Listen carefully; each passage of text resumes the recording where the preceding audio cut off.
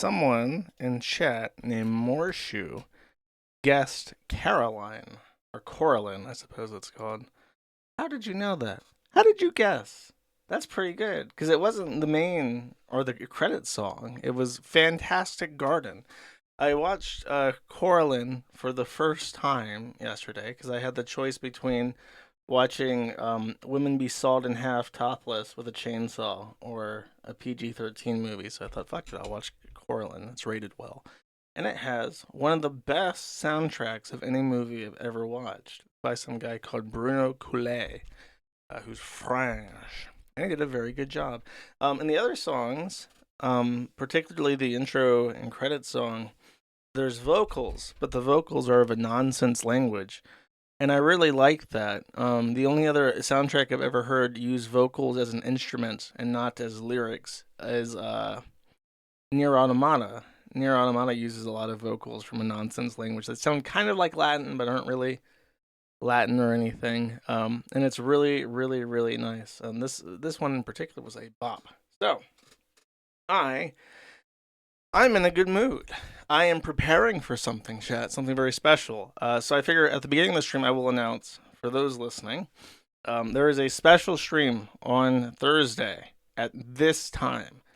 So I will not have a Friday stream. I will have a Thursday stream at 6 p.m. And for Europeans, it will be at 11 p.m. Because daylight savings time has ended in the European Union. So I want to say they're ending daylight savings time altogether in the European Union. I'm not sure though. Don't quote me on that. Anyways, so yes, the special stream will be on Thursday. I did promise a special stream. I will leave people to speculate who it will be about. And I think that's all I have for wrap up. I will have another announcement in November.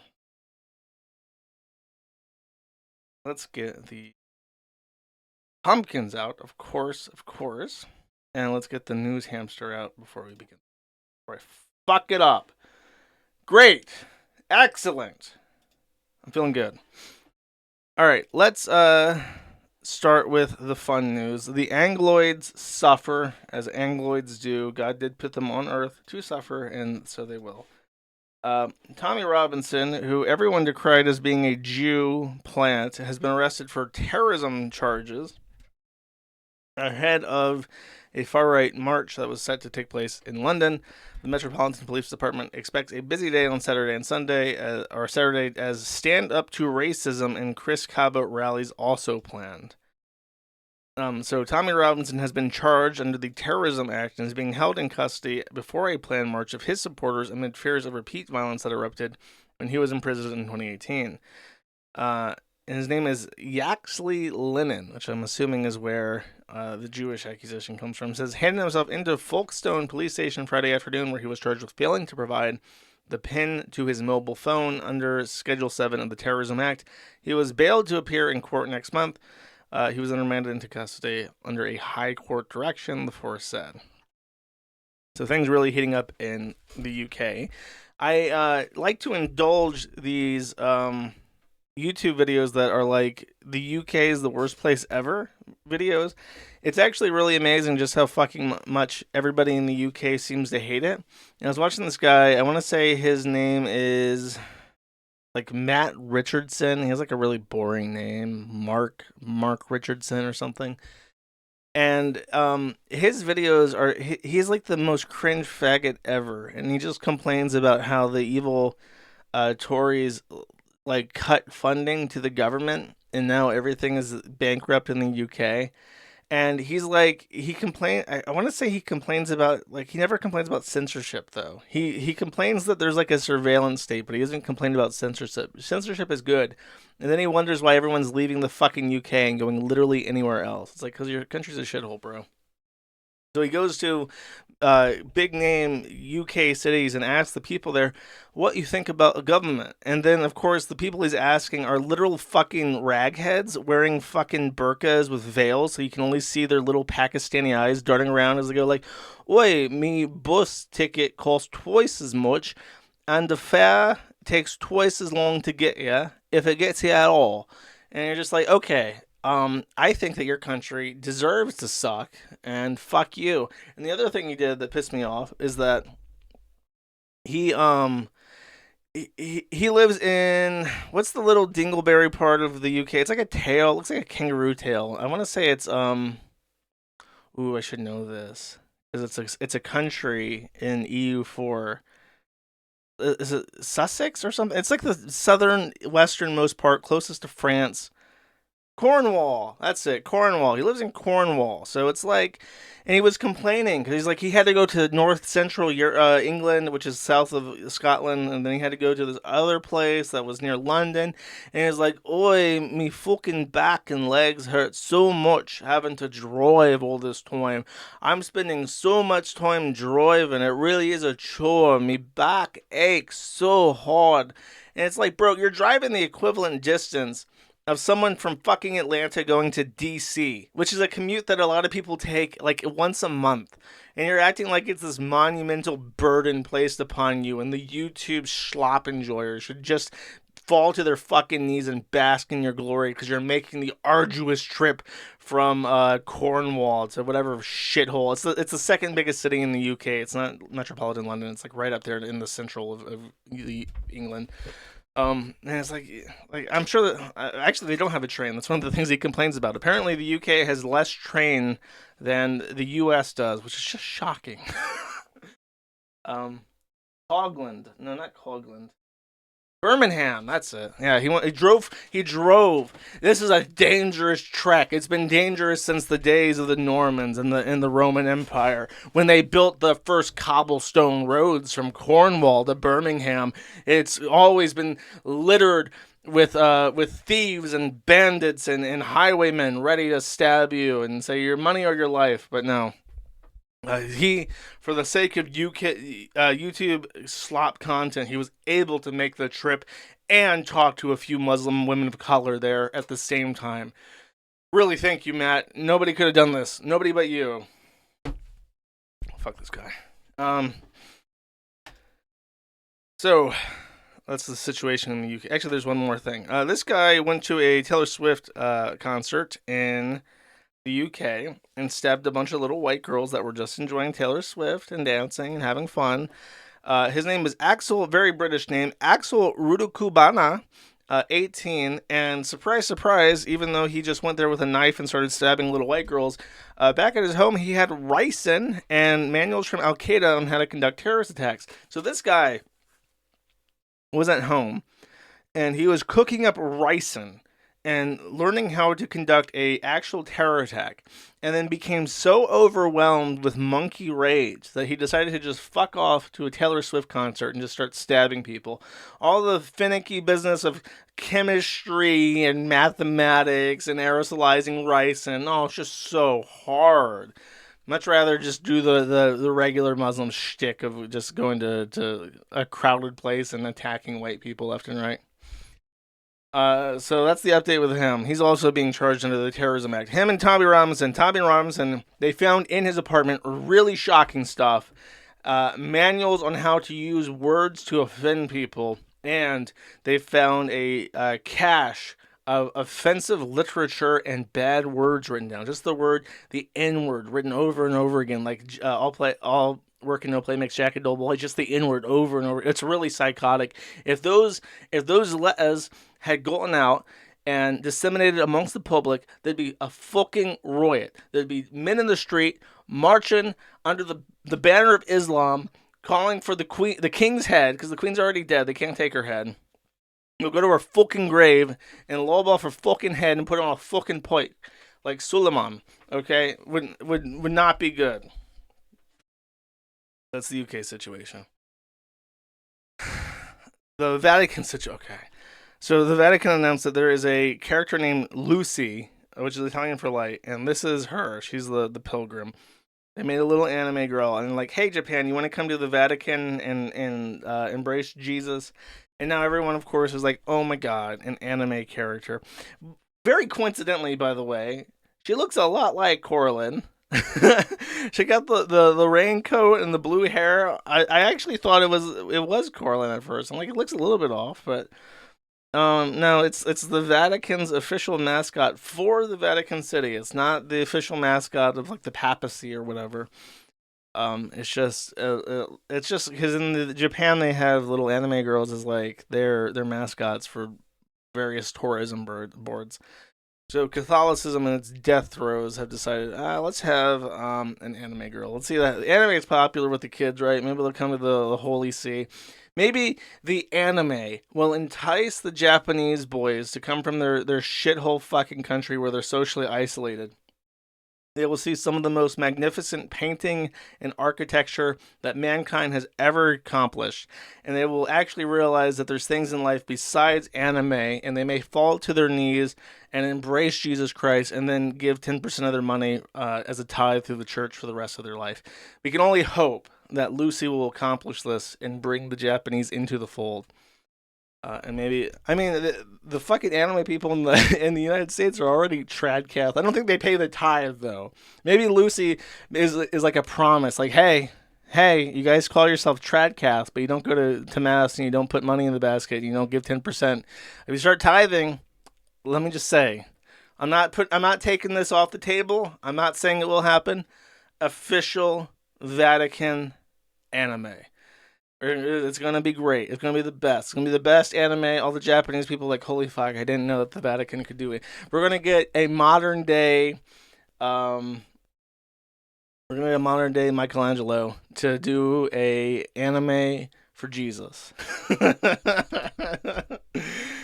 It's coming. Don't worry. You just got to tithe. Please, it says to tithe in the Bible. Next. Speaking of the high arts of the West, we have one of our crowning achievements, Dragon Age. Now, I can proudly say I've never played any Dragon Age game, but many people like them. They say they're very good. They're RPGs. I think they have boobs in them, so therefore, I think they even have like weird dragon women boobs. That's like a 2-pointer, okay? So a lot of people like the thing. It has like a big, developed, rich world, open world, RPG, fantasy, blah blah blah. And everyone, you know what I'm talking about. It's like Skyrim but with boobs. People like it. So, what could go wrong, chat? Simple. They gave it to trannies. Now people thought, okay, it might be a little bit woke, but it's still Dragon Age. It's still with the studio. Can't be too bad, can it? Can't be too bad. Still with BioWare. They made the other ones. Dragon Age Origins was good. Dragon Age Origins was good. That's not too far ago. How bad could it possibly fucking be, chat? Well, we read the reviews and they're all 5 stars, so that must mean they're terrible. Dragon Age The Veilguard is a triumphant return to form. An action RPG and is without a doubt a return to form for BioWare. The Veilguard is a return to form for this once lauded RPG studio. The Veilguard is a return to form for BioWare. A triumphant return to form for BioWare. Well, chat, I think this is going to be a giant piece of shit. I think that this is going to be a huge fucking turd, chat. I don't know anything about this shit. But it's returning to form. And what form is it returning as? The form that it was meant to be all along, a transgender. Here we have an elf or some shit. I'm sure they have different names than elves in Dragon Age.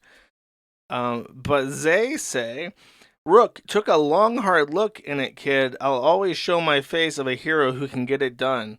And then it warned you, establishes transgender identity and unlocks new dialogue options in future conversations. So you can choose to be a tranny in this. In a fantasy RPG where you can just choose the fucking gender that you want to fucking be, you can then choose also to be transgender in that world when you can't just choose to be what you want to fucking be to begin with. It's like I honestly, I think that trannies, if they could re-roll their biology from like start to finish, they would choose to be a man and then they would choose to be a tranny again.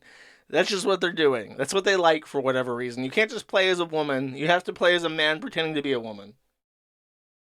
That's not all. Here's a black thing.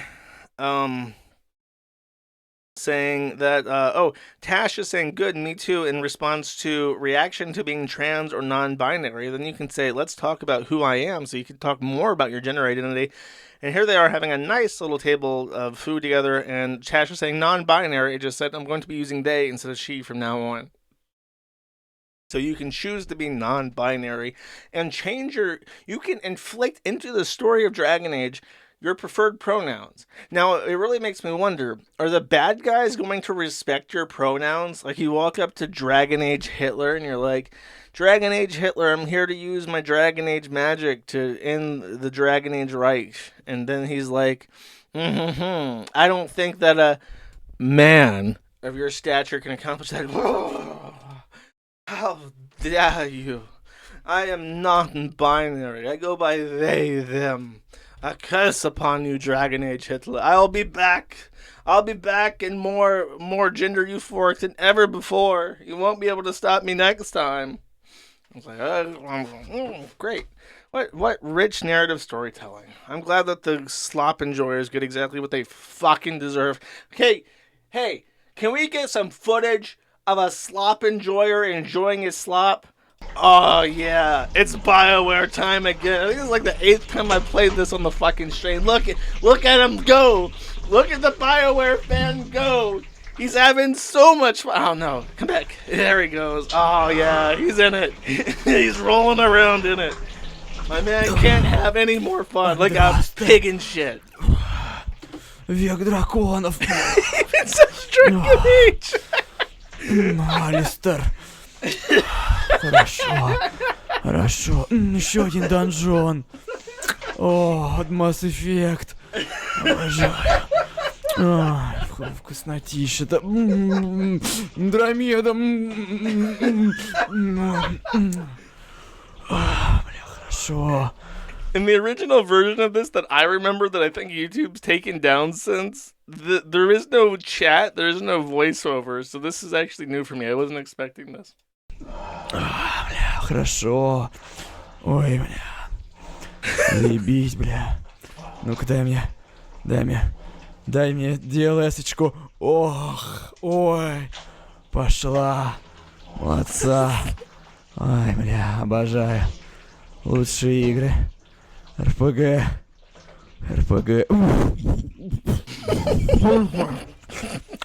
Ой, РПГ. Ай, фух. Ой, хорошо было. Хорошо. This Спасибо. guy's really into this. You can tell this guy likes to roleplay because he's so into he's role playing as a BioWare fan, enjoying a role playing game. It's kind of meta, but he's really into it. You can tell. Completely unrelated, I'm sure, but Sony has folded the Concord Studio Firewalk. Apparently, if I remember correctly, people said that Firewalk actually made some okay games, but Concord was like not their kind of game to make. And it was obviously so horrifically mismanaged to begin with that they didn't stand a fucking chance. It's kind of hard to decide how much of Concord being a complete and total fucking failure was due to Firewalk and how much of it was due to Sony. I'm actually going to go out and say that Firewalk probably didn't have as much to do with it being a complete and total failure as Sony did. That's just kind of how it feels to me, but they've closed it. Surprise, surprise to nobody. I remember back when Jim Sterling was a man and also talked about video games, one of the things that he really talked about a lot was EA. Because EA had this habit of buying video game studios, forcing them to make a game that would not be a part of their creative vision and that had certain modern gaming trends into it, either like making a game that wasn't their kind of game to begin with, or making a game that was multiplayer for no reason, or was co-op for no reason, just basically forcing a studio to make a game that didn't make any fucking sense. And then it would flop, because of course it would, because they over-budgeted it and then made it a game that nobody wanted, and then expected it to sell 40 million copies when it was a niche game to begin with. And then it would flop horrifically, and then they closed the studio. I remember Jim Sterling talked about this over and over again for years, and he even called it several times, like, I'm sure they're going to shut down this studio after this game comes out and it's bad, and they would. So, just a trend in modern gaming that a big IP whore like Sony will buy the rights to something or buy a studio and say, the thing right now is class-based first-person shooters. We need something that's going to sell 10 million titles. We're going to need something that launches to 60,000 concurrent users on Steam. We're going to need to put in microtransactions. We're going to need to put in season passes. And we need something. We want to increase our stock value. We want to increase our shareholder returns. So we got to put in some ESG shit. Can you make sure the cast is super diverse and all the things like that? And I go, okay. And then $200 million later, they have a giant piece of shit that literally nobody ever fucking wanted. Nobody ever wanted to fucking play, and that shuttered immediately because just the cost of keeping the studio on for another month would exceed any potential profit that the game stood to make. Much better to just shut it down, write it off on taxes, and call it a day. Who cares about the people involved? Who cares about the years of their life that they spent? Who cares about their portfolios or their future? Not Sony. Not fucking Sony. Eat shit. We got shit to do. And wiping your ass ain't it, kiddo. Cool. Next. A little political tangent, as I do. I indulge my Politisburg side every so often. Let's see what my favorite people in the whole world are up to. The U.S. Department of Treasury. What a good bunch of gals and guys there are. Yellen wants to give some statements in regards to inflation. Let's see what she has to say. Powered by Restream. That's funny. Apparently, our federal government now relies on the thing that people banned from YouTube rely on so they can multi-stream to Rumble and Kick. Sure, why not? I applaud their innovativeness. That's apparently a $20 a month subscription, probably one of the least expensive things the government actually subscribes to. Let's see what she has to say.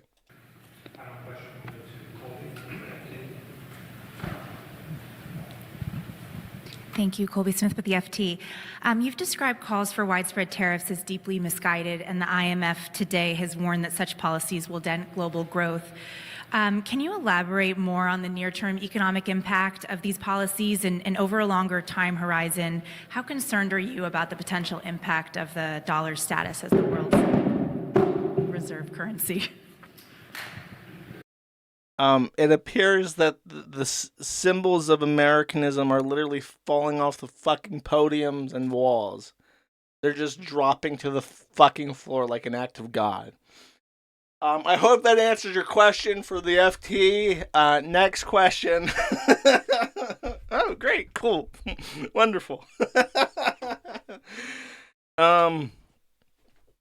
Here we have a good metaphor for American democracy. Here we are in Vancouver, Washington, which is, if you don't know, the little city on the Washington side of the Portland city. From K2 News, this is breaking news. That breaking news, 2 incidents involving ballot boxes this morning. We'll start with what's happening in Vancouver. That is on the left side of your screen. We just watched firefighters pry open the back of this ballot box, which is obviously on fire. We were watching it smoke for the past half hour or so. This is at the Park and Ride drop-off ballot box at Fisher's Landing, right next to the C-Tran Transit building. We were watching police officers and firefighters sort of standing around this ballot box for a while, taking pictures. Then one of those firefighters just walked up with what looked like a crowbar, and they pulled the back I love how of the they're ballot just dumping box out the cinders like a fireplace. That are on fire poured out onto the ground. They're trying to put the fire out now. Obviously, it is steaming. It's pouring rain there. We don't know how many ballots were in this box, but obviously they are destroyed. This is going to be a big problem. This is happening again. So mail-in votes are literally so safe and so effective unless, of course, they're set on fire. I just want to remind Americans, because I think it's like, it doesn't make sense, right? Unless you're like a retard. But even, there is no country on this fucking planet besides the United States, the light on the hill, the leader in democracy.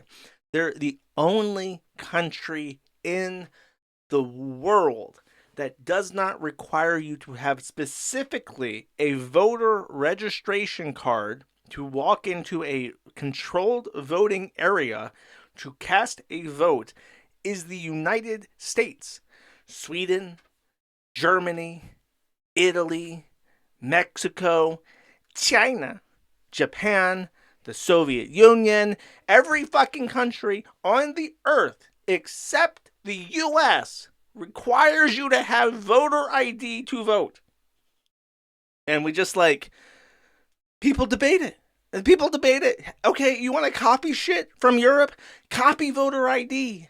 But no, there's an agenda to it. They need more brown people. Please, brown people. Dude, it's going to be really... You know what's funny? Is that, like, in other places where there's a bunch of immigrants, like in Germany, you know what happens when they, like, get 40... When, like, Berlin's, like, 40% Muslim. Like, they're 40% Turkish and Syrian and shit. You know what happens when they get that much voting power? Do you think they vote for the Christian Democratic Party?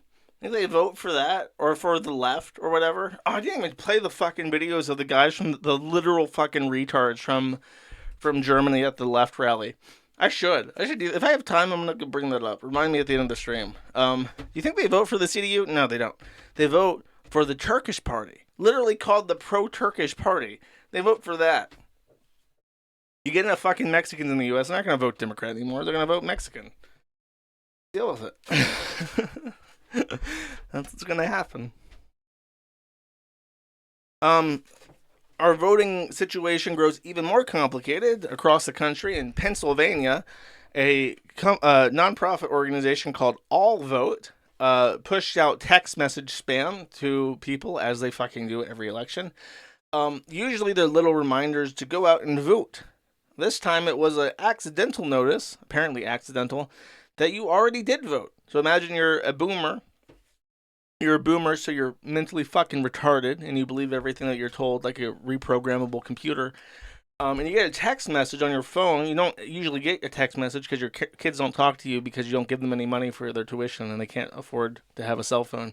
And you look at the text messages, and it says, "You already voted. Good job." And it's like, oh, great. I already voted. I thought I did.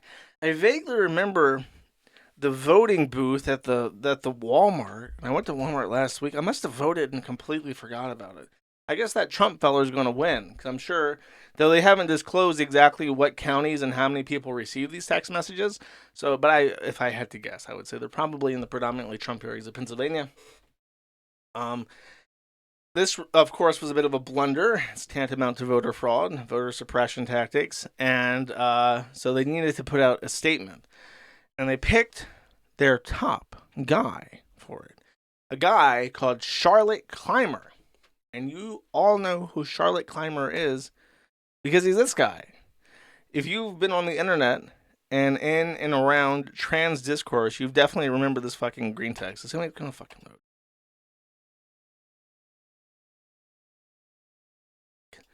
I would like very much to show you guys this green text, but apparently I'm being fucking trolled here. Elon, I swear to fucking God. Maybe if I shift click it. What happens if I do that? Ho ho! Hee hee hoo hoo! I bet you this image is like 90 fucking megabytes.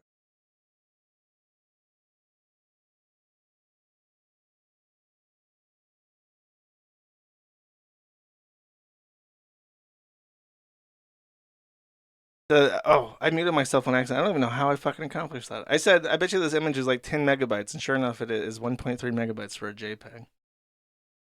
Anyways, I'll read this. This is Miss Clymer in full female form. The post goes, "This is honestly one of the funniest pictures I've seen on the internet." Lowercase I internet, but the entire post is lowercase. His vaguely threatening gesture and stance, the woman meekly clasping her hands together in fear, the difference in size between his massive skull and hers, the caveman tear slouch making him look like a hunchback versus her standing up straight, the remnants of what appeared to be sideburns on the side of his face versus a woman's cleaner cheeks, the intense expression on his face versus the bewildered expression on hers, The sheer difference in size between their torsos, his is probably double the size of hers, his masculine profile with his chin jutting out and his longer face versus her wider face. I could get on, but you know the idea. All this contrasted with the constant assertion that these people are identical to women and there is no meaningful difference between them makes the most exquisite form of irony, where their differences are juxtaposed so vividly. The contrast is almost divine. On the left is man's hubris, his desire to capture the beauty of nature and make it its own, his cerebral and conscious understanding of what it means to be what he thinks he is, his intentional becoming, while on the right is nature. Effortless being. No doctor appointments or hormones or surgeries, just an is that needs nothing added to it to be complete. He tries so hard, and yet the harder he tries to become, the further he takes himself away from the effortless is that is the thing he wants to be. It's comedy on a cosmic scale, a joke only God himself could come up with. And of course, he finds himself in a position of spokesman at an all-vote campaign, which just told a bunch of boomers, hey, don't worry, you already voted. Really, really just amazing. This is his front. By the way, you've seen his profile so many times. This is what he actually looks like when he's trying to be taken seriously. No, really, guys, I'm a real woman. Ooh, I'm a small bean. I will get the top. I'm a small bean. You already voted. Then there is news that Beirut is invaded by Israel. Now, normally during an election year in a normal society with voter ID laws, this would be a big point of contention. People would want to talk about people's policies on Israel, but don't worry, both our candidates support continued military support of Israel against all threats, foreign and domestic. So no action will be taken. I actually figured about this. I saw the news that Lebanon has been invaded by Israel on happenstance. I went to Live UA Map just to check on things. And I went to the Israel-Palestine map, and I noticed that I was like really zoomed out. And I'm just like, why is it zoomed out so far? I just want to see the fun stuff over here in the Gaza Strip. And then I looked up and like, wait. What's all this shit happening in Lebanon? And then I'm like, oh, Israel invaded Lebanon. Great. Cool. That's wonderful. But yeah. So much happening, chat. So much catastrophe, so much nonsense, so much clown world. I can't help but think that it feels like the end of the fucking world, chat. And indeed, this time I was not let down, and Jolly Biscuit has put out part 10 of the end of the fucking world. My favorite political comment of all time. 10 days until election. Doesn't even feel like it. Does it even last? Oh my god, it's like a week from now. Oh my god. It's just another week. I did mention, I think I mentioned this before, I'll mention it again. I am streaming with Pay and Worski on the 5th for election coverage. Because as I said before, two guys from Canada and one guy who doesn't vote are the perfect people for a political commentary stream. Okay, so going in blind as I do. Happy birthday, Billy, 1.5 years ago. And then there's a dancing crocodile saying, say no to drugs on the shirt, dancing in front of a bunch of little kids. So it says 1.5 years ago, but then he's turning 16. So I don't know if that's one of the, if he's, I'm a little bit confused. I think Nubbly's implying that he was 15 at the Say No to Drugs Billy birthday party. But Dad, who has a massive erection, is talking to his son, who has a Paw Patrol t-shirt for his 16th birthday with a big chocolate cake, saying, "My son, for you, I have procured the bestest gift a dad can muster on this, the day of your day of birth." And then a toilet comes in, and it is, the kid shouts, "Wow, a Skibbity Minion." Actually, you can see his other friends, so it does appear that he was 15 in the first frame. I think that's what's being implied. It's actually a literal minion in a toilet costume. You can see a guy dancing. And the kid also says the other little boys are so jealous. The dad says, "You know you're my number one boo-boo. I love you, son." And then the kid says, "I love you, dad." Now his erection has become a kind of eel and has wrapped around them. This is actually a very bizarre detail to add. The penis is like, I don't know, it's like a tail. Like if people had really long tails that wrapped around each other when you hug, that's what his penis is doing. Um, Then it says 10 days until the election. And then there is like the back of a head of what looks like a staff sergeant or something, like some kind of guy you'd see at like a Pentagon. He's drinking honey and is reading his phone, and he's saying, hey son, son, hey, how's your day? Hey son. Son is not replying. Dad is now alone in his room. His tits are very saggy. He's playing with a box of Hot Wheels. His penis is no longer erect, and he says, "Oh, hoo, ooh, boo, boo, why won't he play with me?" And then a very fat man in a cat costume sneaks up behind him and says, "Foolish baby boy, Spingle Spagoo." And then the dad says, "Spingle cat, you're not real. You're in my head." And then the Spingle cat, who kind of looks like a really fat Keffels, like if Keffels and Tipster had a son, that's kind of what this drawing would look like. Kind of looks like the guy from he's like a really creepy guy. I think he was in the Addams Family. It kind of looks like that too. He says, "No, 'tis Shmi, the spin Jesus, the ones who was one that did this to you wasn't yous, it was Dems." Dems, you mean the Democrats? His father replies. And then the fat cat says, "No, shwee child, it's Dems." And then the word SJWs on the piece of paper begins to blur. His vision distorts it into the word Jews. And then the dad, who looks very grotesque at this point, now says, "Of course, it all makes sense now." And then the cat says, "You must always be a greedy belly, and done never be a greedy belly." And then there's a table that says tummy hole cutting station with a pair of scissors on it. And then the dad is like insane and says, "Yes, yes, father, blah, ha, ha." And he puts on the Spingle Cat costume and then starts cutting it so that his gunt and testicles come out. And then the fat cat says, "You's never wrong, day's the ones that's wrong." And then it appears the father has circumcised the top of his son's skull so that his brain is exposed, and is now eating his brains with a fork and knife, saying, "Sping, sping, spong." Anywho's, that says you can't has it all, do eats. And it's just like engorging on his son's corpse. I think that I have bullied Jolly Biscuit into a state of psychosis. I actually don't really know what the fuck's happening in this. I hate it when that happens. I think this has something to do with the election. I'm not really sure. I'm sure there's some point being made here. What could I possibly so I guess he's trying to say that the SJWs are just a dog whistle for Jews.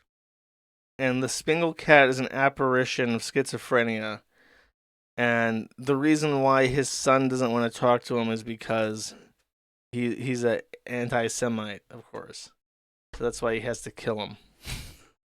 I think that's what he's going for. That's my interpretation. It all leads to Jews, unfortunately. Now, if you don't cut that out, you may end up eating somebody's brains that's very close to you. Don't want that to happen. Cool. Okay. Now into the true news. We have rounded out the news.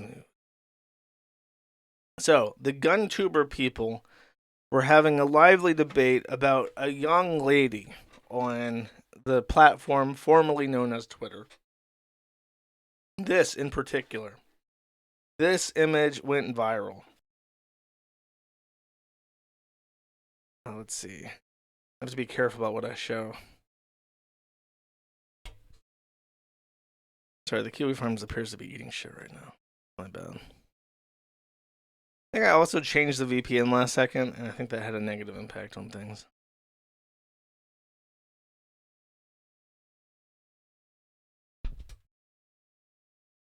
when I write the new forum software, I would really like to automatically WebP everything. I know people like spurg out about WebP because like it doesn't automatically thumbnail on Windows, but it does actually decrease file size. Because what people do is they just copy paste shit from their clipboards. When you do that, it's like a bitmap, and bitmaps are really big, so they don't load as quickly. Whereas when you like compress shit into a WebP, it actually.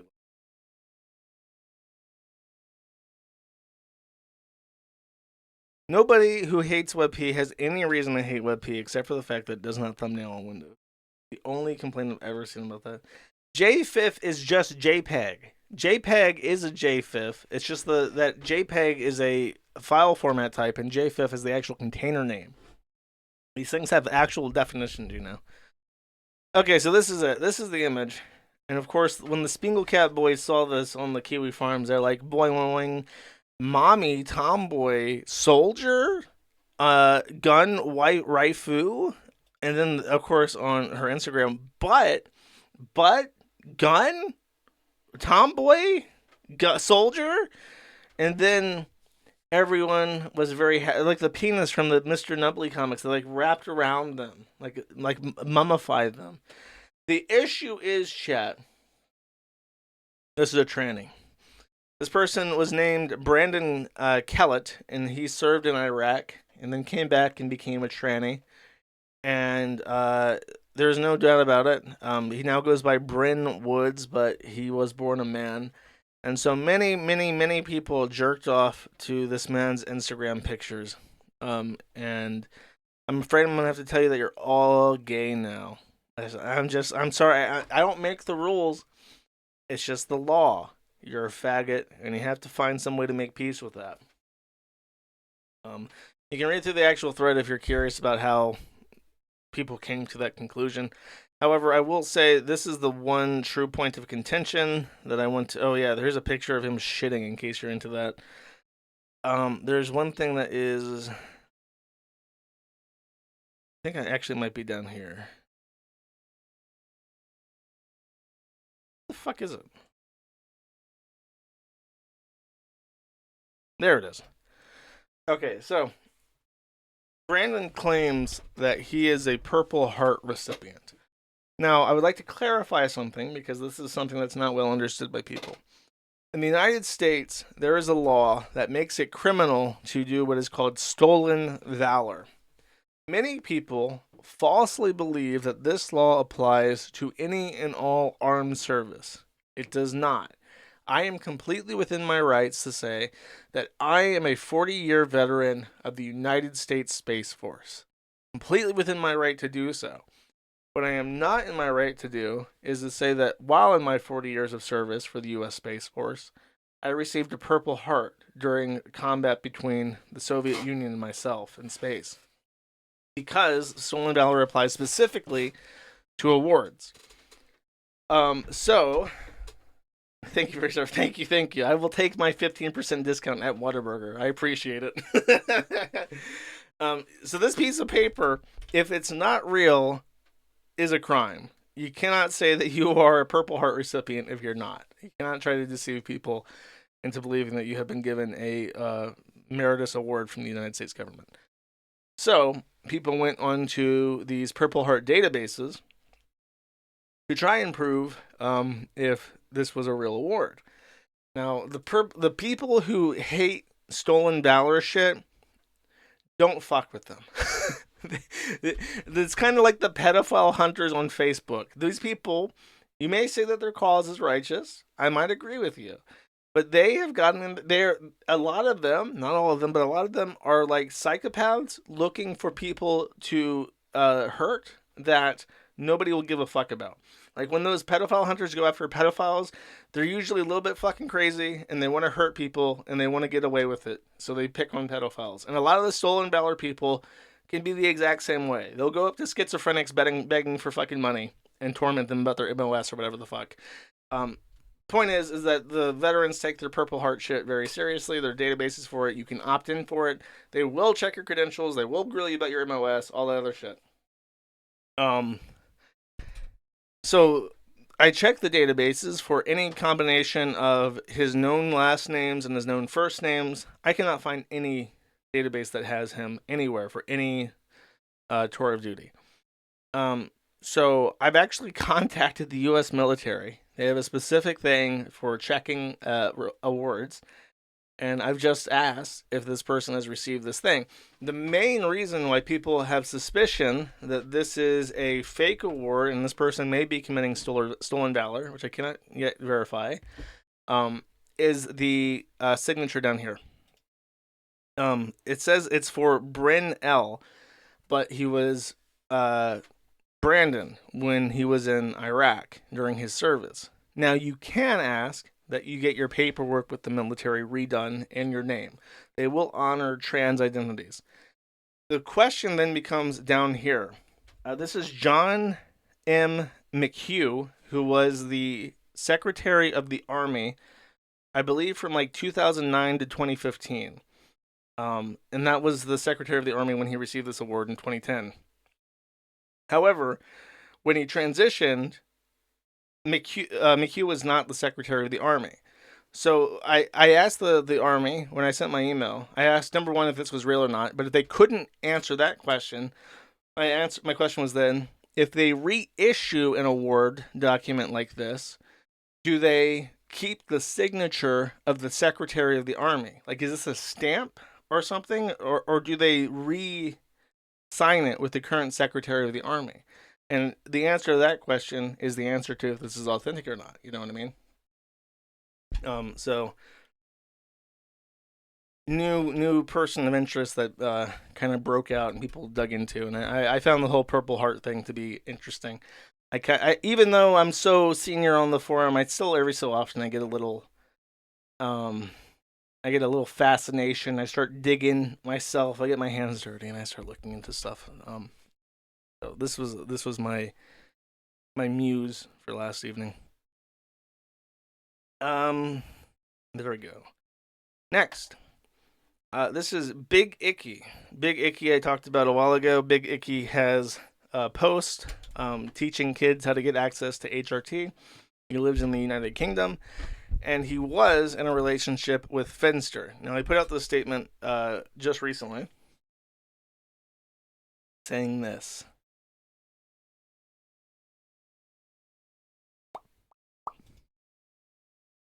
Oh, are these out of order? Okay, he says, hey, this is never going to be a comfortable topic, but it's important to get out there. Me and Finn have separated. There's no bad blood, no conspiracies or bad behavior. We both needed different things out of a relationship. We want to be friends in the future, but to do that, it's important to take time apart. He won't be appearing in content and won't be talking about him or what he's up to.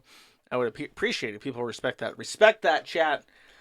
It says, we broke up. Me and Ashley have separated. I know how hard this is for you. Don't start making conspiracy theories. We're both happy and doing well. We need different things from a relationship. We want to be friends. She's amazing, an extremely talented person, and it would take a lot more things to break me up than a breakup to ever stop me celebrating her wins. Thank you all for respecting our privacy.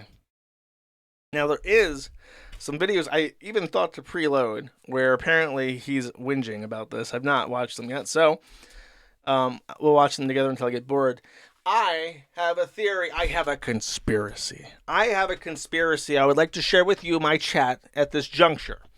My opinion is that Big Icky was living the high life, tuning out kids without any sort of oversight. He had learned from Queen Cathals that it would be unwise to provoke the ire of the Chuds, who would then be able to take away his empire of Troonshine and molested children. Then Finster caught the ire of the Chuds. Now, this one itself is not a problem for Big Icky, who's living it up in the lap of luxury with all the little boys he could ever want, until the Chuds also noticed him. And Big Icky has never been able to get over the fact that Finster brought the Chuds onto him, took away his Troonshine, took away his surplus of youth to groom, and that is why they broke up.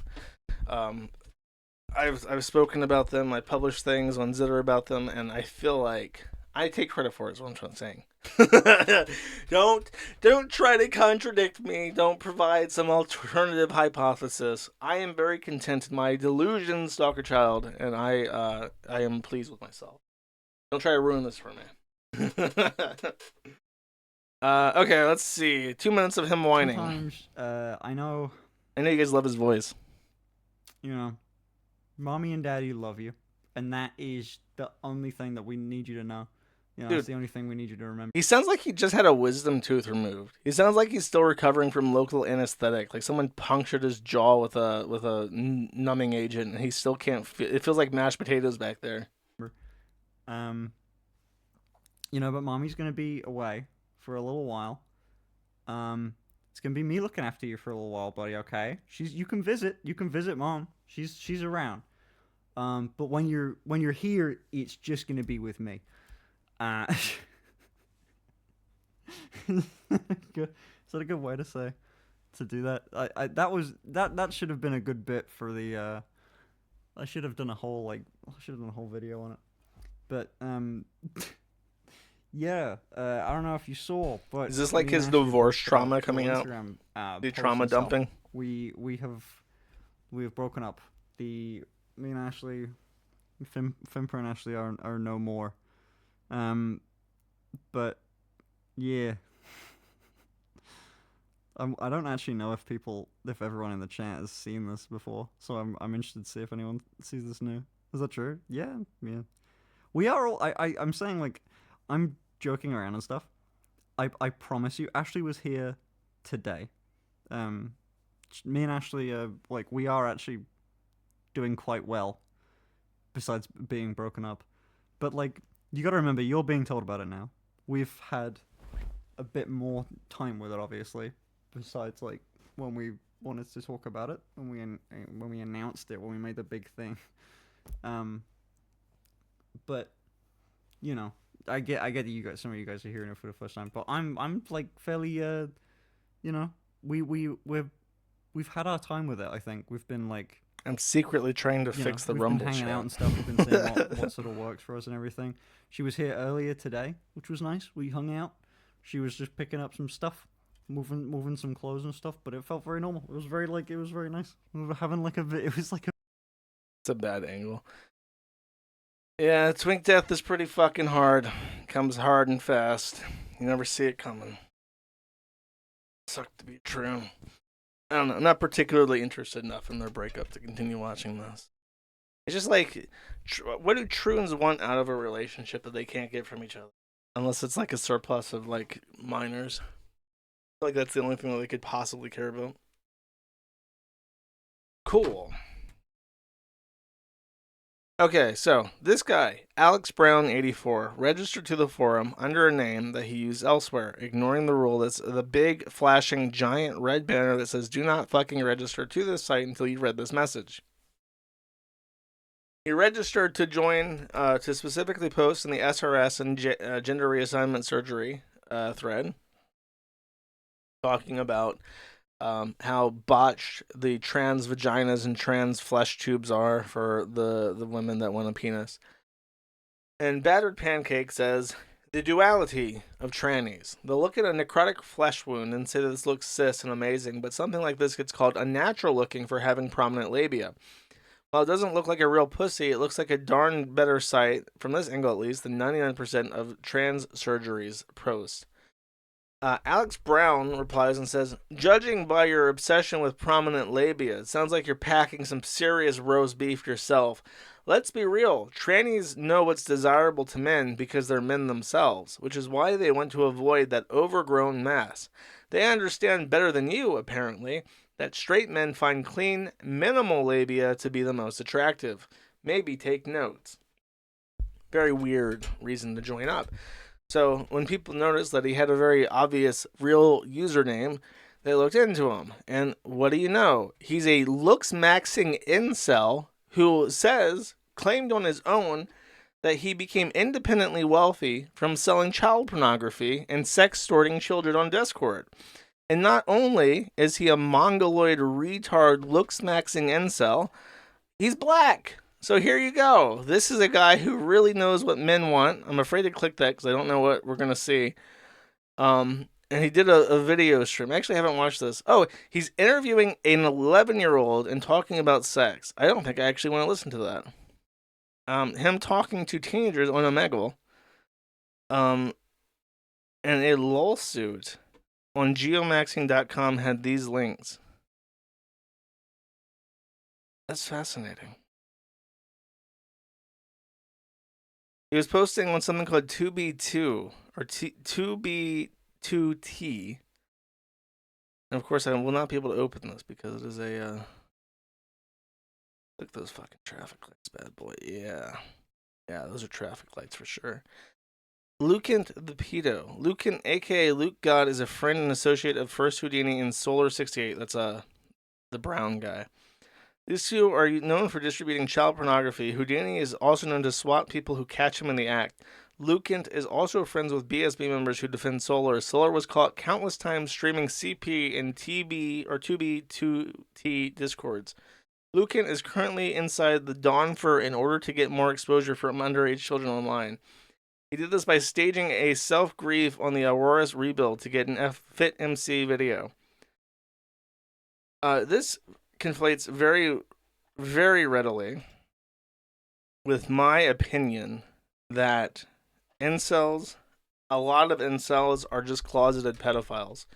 Because what they do is they have this like fixation on like purity. Like they never want to be compared to any other man ever. They want a woman that has as few sexual partners as possible. And they love purity. They want small vaginas. And it's like, you're describing a child. Describing a child. And sure enough, when it comes to this guy, he is literally describing his sexual interest in children. Cool. I hope that whatever fucking authority is responsible for hunting him down like a dog is able to accomplish it. Apparently he's a sex tourist. Geomaxing? That sounds like like a incel term for moving countries to increase your economic value to like desperate women in those countries. Okay. I'll be very brief about this because this is a very messy topic. In the official MrBeast Slack channels, apparently things were pretty raunchy there. In particular, one thing that happened was that MrBeast shared a photo of Ivanka Trump. In the nude, I think she was wearing like lingerie that was like a see-through sheer type fabric. And this was falsely reported as being a picture of Ivanka Trump at 13. She's 18 in the picture, but the certain press took that story and ran with it and falsely reported that MrBeast was trafficking child pornography because of it. And it's not child pornography. She was of age at the time. It's just that it's weird to do that in your corporate Slack. So Rosanna Pansino reported MrBeast to the FBI over the leaked group chats between his coworkers, alleging workplace issues, effectively. So the MrBeast situation continues to unfold. Things are not looking up for our boy Jimmy. There's a picture that I saw posted. I wonder if anyone posted it, but it was like a stack of his eyes, and in every photo of him, he just looks so fucking dead in the eyes. It must be what happens when you have to like strike a deal with Amazon. It must just like slurp your soul out through your fucking tear ducts or some shit, and you can never smile in your eyes again. That's it. I really enjoy the catching up, getting little updates on the MrBeast drama, because I remember when the fucking tranny came out, and like I've mentioned this a dozen times, but it still makes me happy. Tranny came out, and everyone was like, oh, MrBeast is in a real pickle now, because he can't distance himself from this fucking tranny retard, because if he did, he would look bad, and if he keeps him around, it also looks bad, because then he has this gross tranny retard on his kid's show, and then Jimmy came out and was like, Chris is my heckin' friend, not my heckin' nightmare. This is ridiculous. And now every day he wakes up to a new nightmare, and it's just divine. Truly beautiful. Cosmic. Tomlinson. So there was a Trumperino rally in, I think, Manhattan. The Botanical Garden is what it's called, correct? And Rudy Giuliani. My cloud lifter. No. Come back to my table, cloud lifter. I need you to lift my clouds. I got it, chat. I fished it.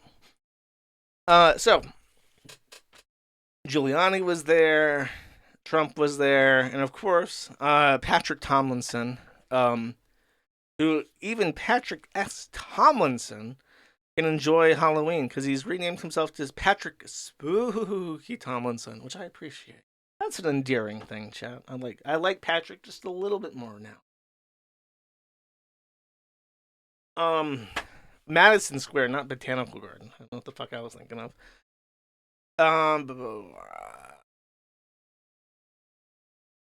But he's reading an article about how it's like a Nazi rally or some shit, and he says, funny story. A few days ago, I pointed out the disturbing parallels the last time the Garden hosted Nazis and today. Friday night, the NYPD called and interrogated my wife and I. The owners of Madison Square Garden read this email and reported us as potential terrorists.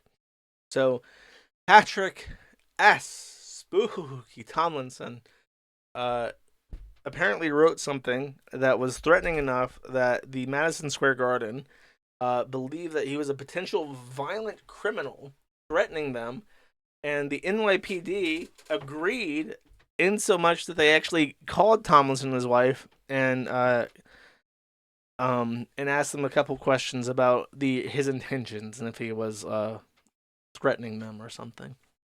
So he called them swatters, stalk a child, owning the Madison Square Garden and swatting him. You just can't catch a break. All these fucking stalker children, and in very high places. The Nazi Party has infiltrated. The roots are deep. Let's just say that.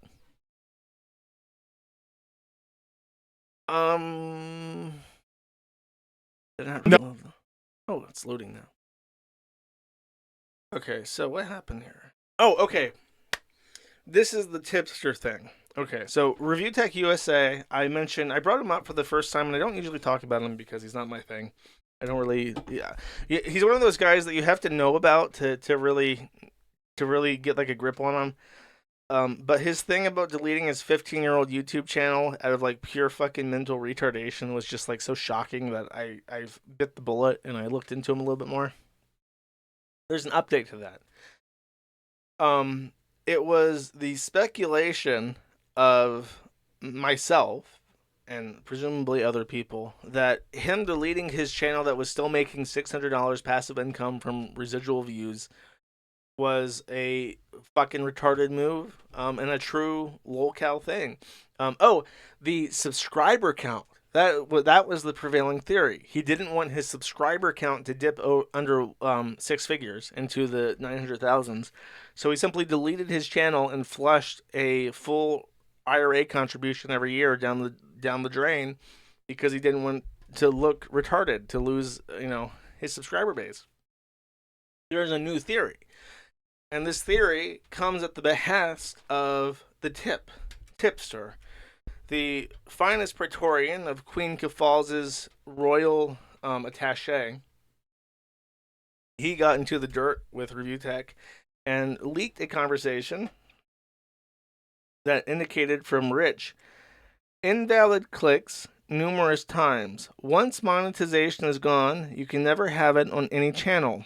Live streaming has been my main source of income since 2019, so it wasn't worth it. According to, I think Tipster didn't even intend to release this, but he did it on accident because he's a retard. Review Tech apparently confided in him that he had been using clickbots, or other people have been using clickbots. He doesn't necessarily admit to doing it himself. Caused the AdSense team, which is responsible for all monetization on YouTube, to review his account to determine if he had been botting ad clicks to make money, which is roundly against terms of service. Any kind of click fraud on AdSense is extremely TOS. It's, in fact, I would say that defrauding their advertisers is probably the number one thing you can do to actually piss off YouTube. They like that less than they like child porn on their platform. They really fucking hate it. So if he's being investigated for invalid clicks, it's a really big deal because they will pull the plug on his account and they'll demonetize him across everything if it's tied to his SSN. So he made the decision to simply delete his channel because he makes more money from live streaming than he does from the residuals. And if he can cut off that limb to save the rest of his body, then it would be worth it, which is a little bit more interesting. So that's the review tech up. Steven, you're really trying to hurt Twitch, Steven? I know you'd go back to Twitch if you could, Steven. Don't you want to be popular on Twitch again, Steven? Amazon's finest product. I know you like Twitch, Steven. You told me. Steve Bennell, Destiny, is tangentially related to this. Apparently, he does a podcast. I didn't even know this. He does a podcast with some guy called Dan Saltman, who I think is Jewish, but I'll hold my approximation. And I might have talked about this, but I think there's a little bit more that's happened since. Effectively, Dan Saltzman has gone hardcore after Twitch and has directly contacted in a Gamergate fashion, gone after all their advertisers to try and... No, I remember I talked about Dan because he had published that thing that I played on stream, the Twitch or terrorist thing. He's going after the advertisers now. He's talked with the advertisers, told them about the various pro-Hamas stuff that's been aired on Twitch, how their top streamer, Hassan Piker, is effectively a Turkish unapologetic Hamas terrorist supporter, and has invited Houthi terrorists onto the platform. Houthi, of course, is a sanctioned terrorist organization by the U.S. Department of State. Pretty big deal, and potentially runs Twitch afoul of various sanctions. So, in particular, I remember when that thing was going down, and that fat Muslim bitch was on stage talking about how Arab people were, or if they liked Sabra. I remember pointing out in the background how there was like Chevron logos and shit in the background, and like I bet you those advertisers regret that. Well, if Dan Saltzman can be trusted, and I don't know if he can, he says that he's contacted these supporters and they're livid. They don't like seeing their logos in the back behind the shit. They don't want to be politically involved, and they're pulling out. But they're pulling out in a quiet way, according to him. He says they're pulling out, and that this is better than Gamergate-style deplatforming tactics where they're trying to get public statements, because it creates leverage, where they can come back in quietly with with saving face, so long as certain conditions are met. So he's trying to get, I think, Hassan banned or some sort of policy change in regards to supporting Hamas. It's a big pickle for Twitch to be in. And of course, it would not be a pickle at all if these platforms had any fucking balls at all and would just allow people to say things that are legal. But they banned one of the things that he had found, by the way. Dan has supposedly acquired inside contacts at Twitch, and the big thing that they uncovered is why Destiny was banned. So I think I'll play these. I forget to preload that specific one. I'll come back to that.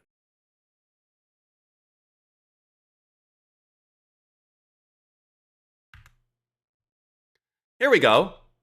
I wouldn't recommend consuming Asmongold content.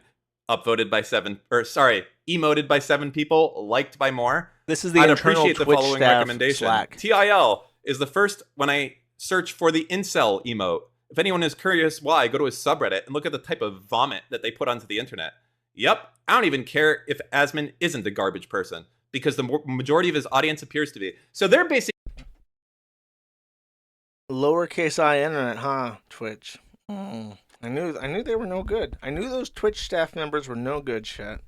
Now all my preconceptions have been verified.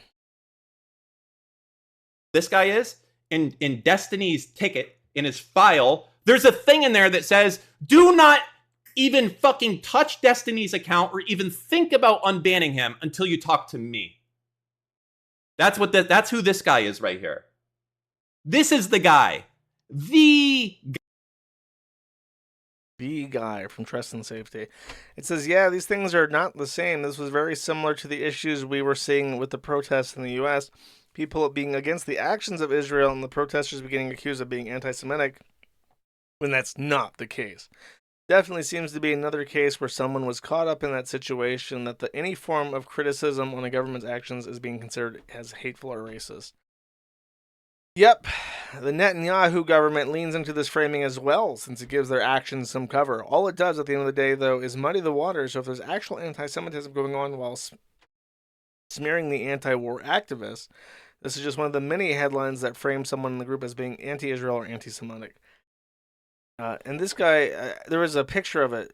He had left a note on Destiny's account saying, "Do not unban this account. Any appeals with this account must go through me." Guy. And he's like, what's the problem with hiring someone that was previously stepped down in front of Parliament for hating Israel? I think they're totally based. He does try to mimic like Destiny's way of speaking. You're right. Like it's like he's trying to do like a Destiny cosplay. Like if he tried to mimic his expressions. Okay, so this is what actually got Destiny banned. You ready? Your one-on-one voice trans debates lately have gone well. Don't cancel. It's just not worth it. That community is never worth engaging with. There's just no point in doing it. Like it's too the risk of me.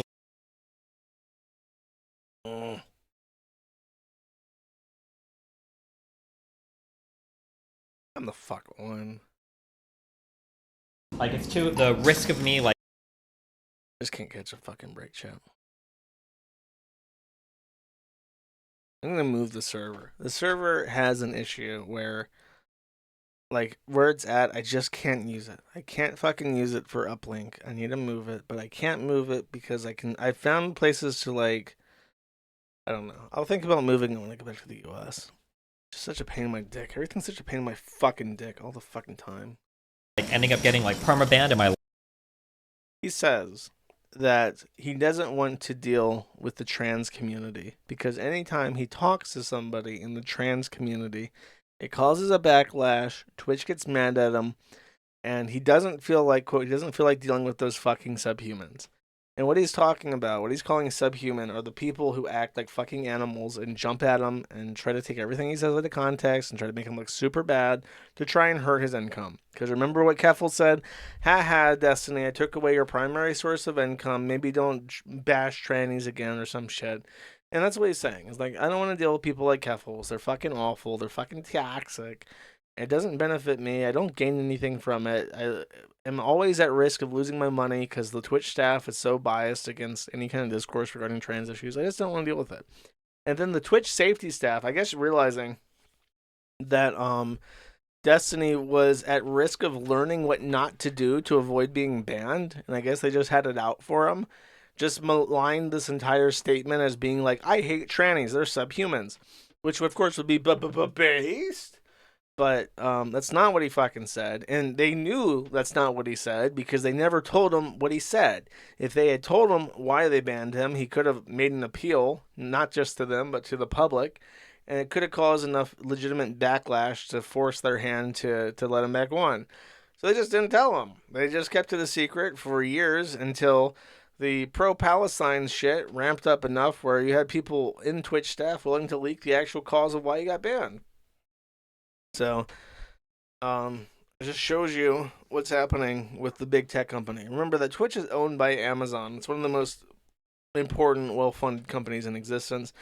And Twitch, despite being the most woke shit fucking streaming platform that's ever existed, is continually in financial straits.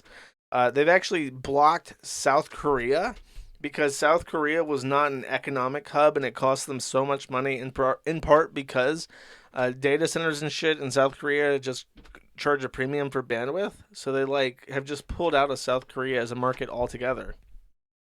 So, Twitch is giving them or Amazon's giving them a ton of money to stay afloat, but who the fuck wants to stream on Twitch? They ban everything. They're ran by fucking man children that are policing ideas. Like, you can't have a fucking platform where people talk and have it be successful if you're that tight on the leash. Because when you get a guy on a microphone and it's just some guy in his house and he's talking to his chat and he's having back and forth and he's playing, some stupid ass fucking game while talking about Israel, eventually you're going to say something that's not exactly the most politically correct thing in the entire world, or it comes out wrong and it sounds weird and it can be taken out of context. You're going to police language. You can't have a streaming platform. So hopefully there will be repercussions for these entities. I don't understand why people support them at all. It pisses me off. Even like the people that should know better, like the anime retards, they still use Twitch. Like, I don't know.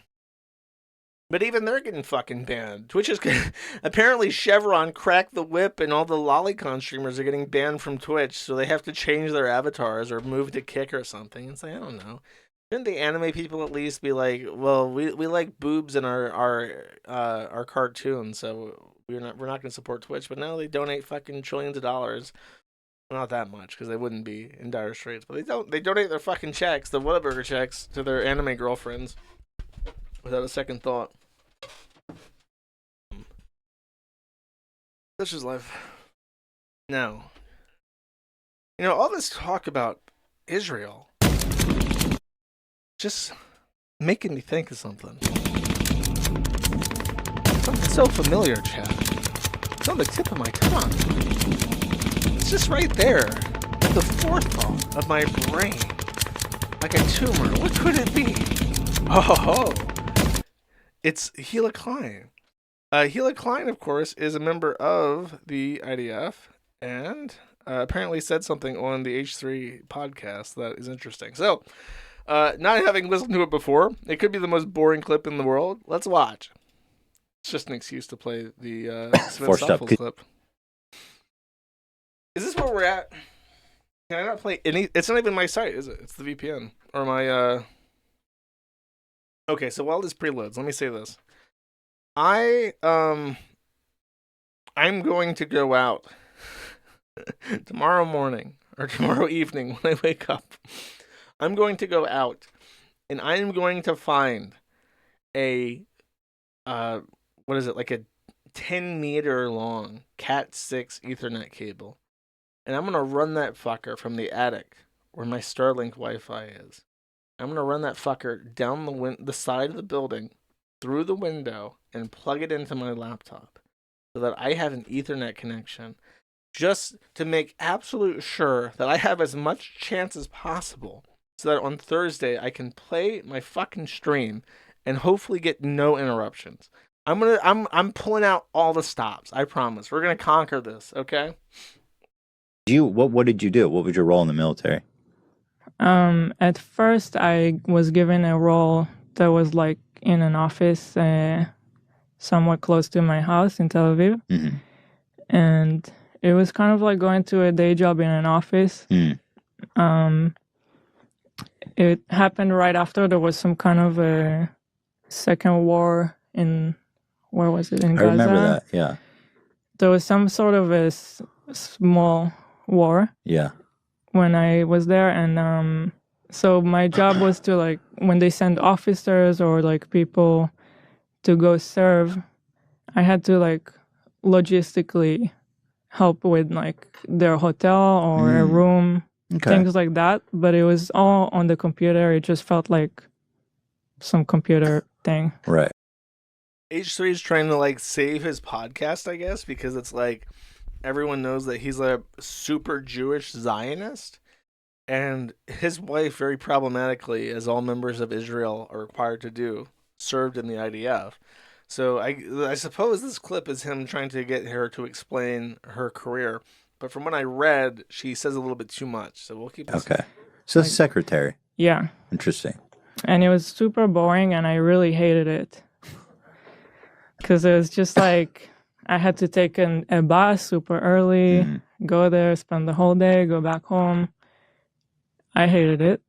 So I tried to change my She does role. sound like Mama JF. She sounds French. And it was something like you can apply for it, and it's a form that you fill out, and then they're going to give you something else, completely random. You have Different no position. idea. Okay, so I see where this is going wrong. The first answer was good. So you see, I sat at the desk and I filled out the forms and I acquired hotel rooms for members of the armed forces.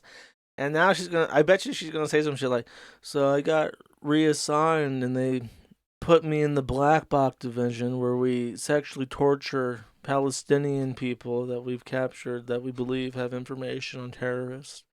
I think that's where we're going with that. Different post, Yeah. different location. So I decided to do that, and if I don't like the second one, then I'll just find a way to get out of the army. It was that bad. Yeah, I just didn't. I hated everything about it. Didn't want to do it. You just because if you're doing something that it felt like I wasn't doing anything, like I was just wasting my life. Yeah. It could get really frustrating. I don't know. Right. And you got to do it for 2 years. Right. So I filled out that form and I tried it, and then I somehow ended up in a better place that I liked a lot more. Mm-hmm. The black box. Before it was a daily thing where you go back home every day, and the new one was in a way that was a base that was far from my house. So you go there for the whole week, and then you come back for the weekend. So you preferred that? Were you gone for a whole week? I did. Interesting. Why? It was kind of like just more of an adventure, more of a different experience that I preferred than to just go to a boring job, sit on the computer and go back home at the end of every day. I don't know. Were you doing secretary work there? So yeah, I was the secretary of the head of the, there's like a, I don't know the terms in English from the army. Right. It's He hard was a to translate. officer. So there was I was in Dukhifat, which is like I was gonna say, just speak in Hebrew and have Ethan translate it for you if you don't know the term. It's weird how she seems very apprehensive to speak in Hebrew. Like she's been she's trained herself not to speak in Hebrew, and like in public. You know what I mean? Because you don't want that to be on the table. like a brigade, Mm-hmm. I guess, that's in charge of the area of Ramallah, Mm-hmm. and that brigade has like a main officer. I'll speed So that I to was his 125. secretary. Okay, so you were right below the big boy. Mhm. Cool. So it was nice. It was Did that come with- interesting.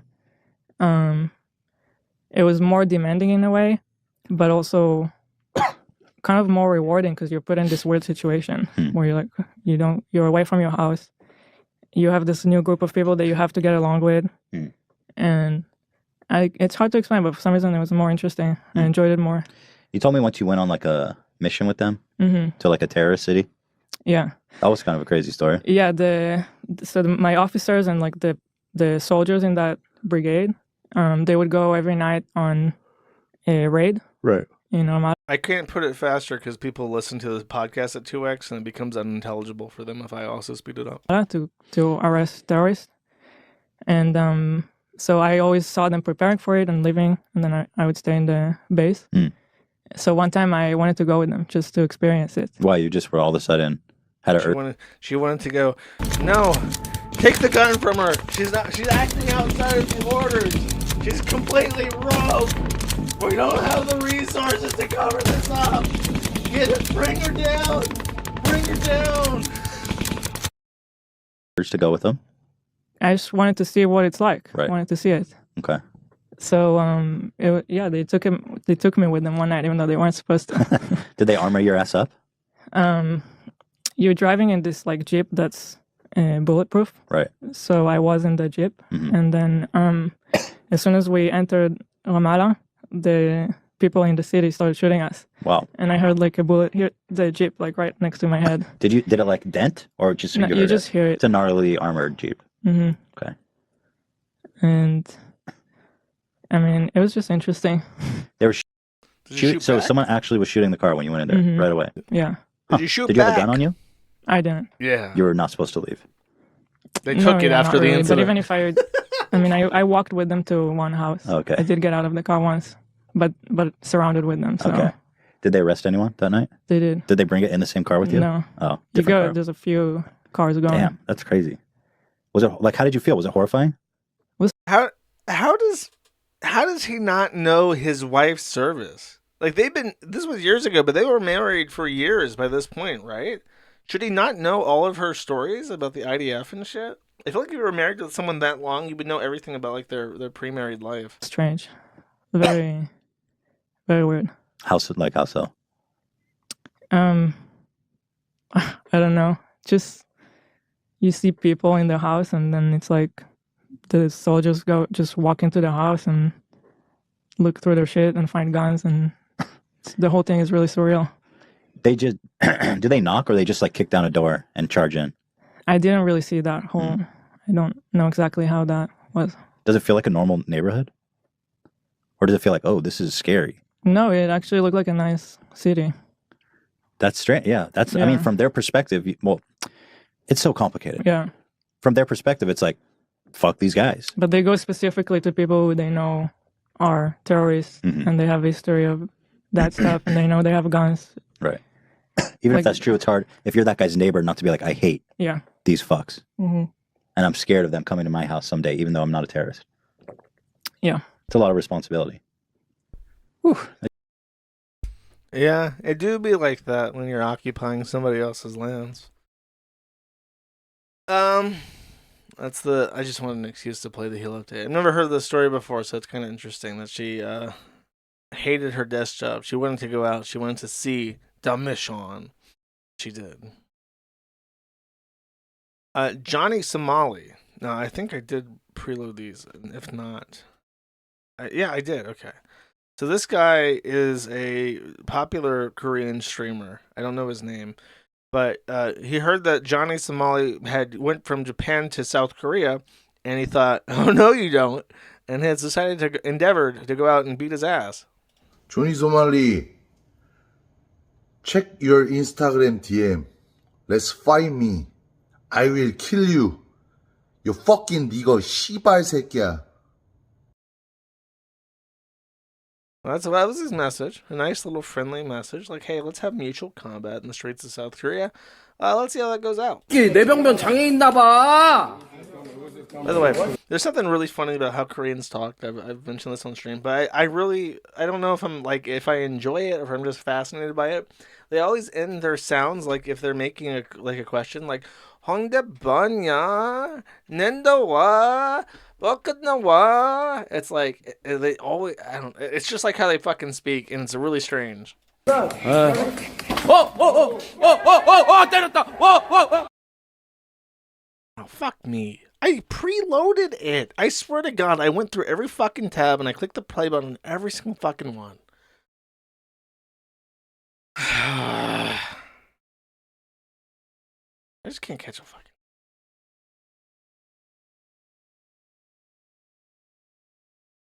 Like, how could it possibly be this?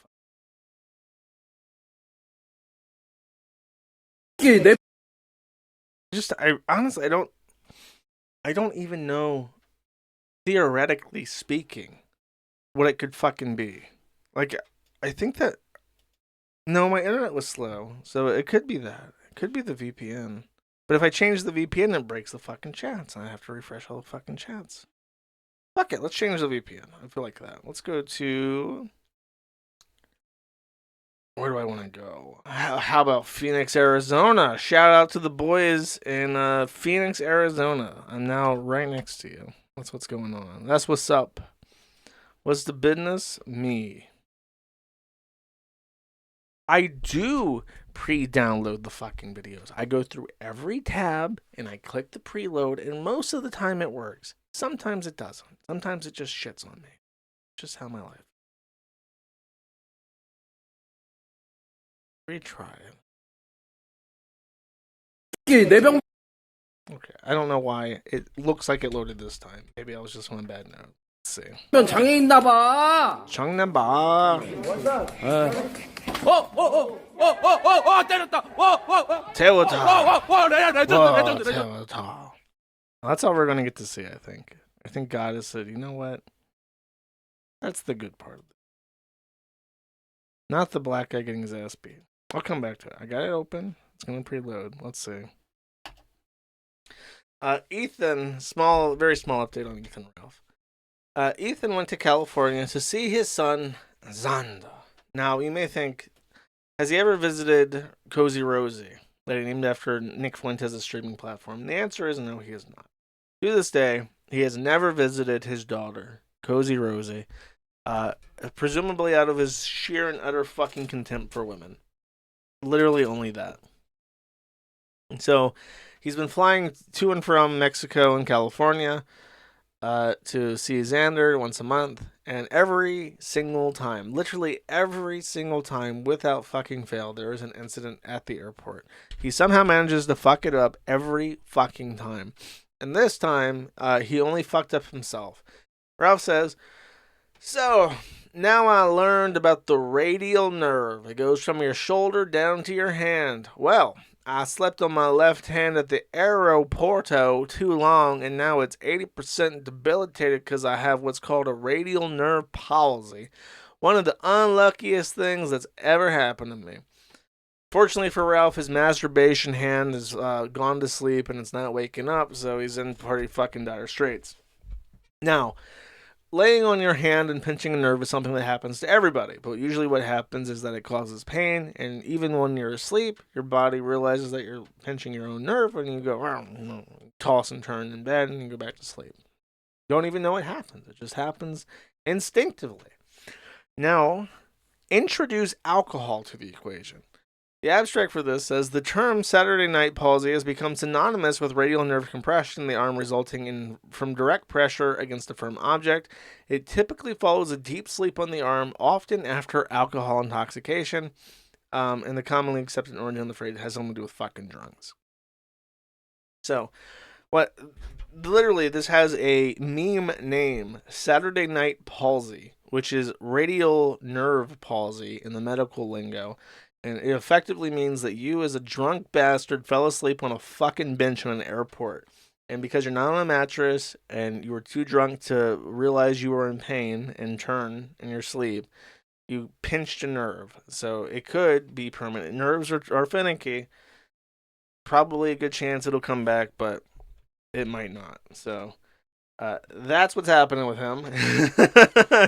He's now his body parts are falling off like a rocket ship flying into space.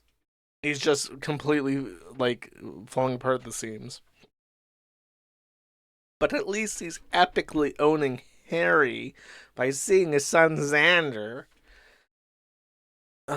One day he'll know the truth about me and how I never gave up the fight to see him, even when it came at great personal expense. There I was, sleeping on benches in the aeroporto, drinking tequila, just so I can see my son a couple hours a month. But it was always worth it. Always, son. Not you, Rosie. Fuck you, Rosie.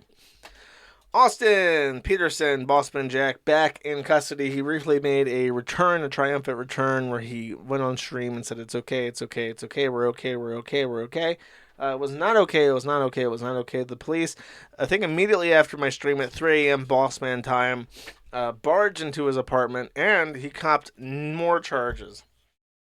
He copped charges for resisting arrest and eluding the police. So there is, I think, suspicion where he tried to hide, like, in the house, like maybe in the closet or something. So they charged him with more shit. And I think they also charged him with assault, not battery, assault, which is a big deal. I will explain. So Ethan Ralph, who I just talked about, is a convicted felon. And one of the things, I think what he called a felony for assault of a police officer. I think a double assault of a police officer. He spent time in jail and he got a felony for it. So, if I remember, I think it was the assault on the police officer that got him the felony. They gave him a plea deal, and it was like 6 months in jail, I want to say, and a felony conviction. Which is disenfranchisement. He can't own a gun. He can't vote.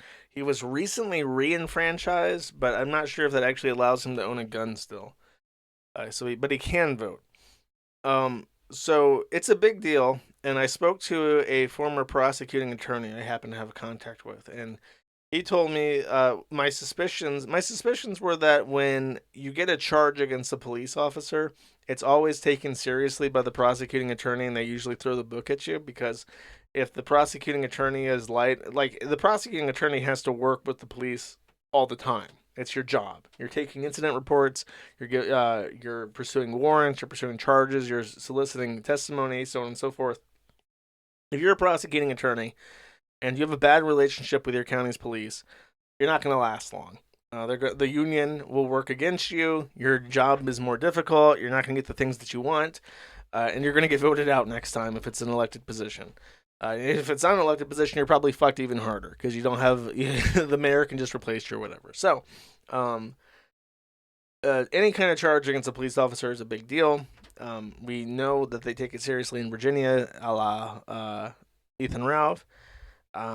So, boss man, probably going to get prison time for this. If it's over a year, but they might cut him in the deal where it's like a felony. But I mean, he has a longer rap sheet than Ethan Ralph does. He has prior convictions. He was already facing charges for assaulting a family member. He's already in family court as well as in criminal court. He fucked up his bond conditions like 3 different times. I mean, he's fucked. There's no way. I wouldn't be surprised if he gets like at least a year, maybe 2. Because he's a drunkie, or a druggie. He's a druggy fucking addict loser. And he has a charge against a cop now, so it's fucking over. I'll probably write him. I'm gonna send him a book. I was thinking of sending him a book, chat. He's in the Central Virginia Correctional Facility, and you can send him books, but it has to come directly from the store, brand new. They said. I actually called and asked. I said, "Can I send this guy a book?" And they're like, "Well, it has to come from Walmart, or it has to come from, Barnes & Noble or Amazon, and it has to come directly to the correctional facility addressed to them, and it has to be brand new." So I'm thinking of sending him a Albert Camus' The Stranger. I think he'll benefit from reading The Stranger, chat. I'm being serious. I'm gonna send him a book.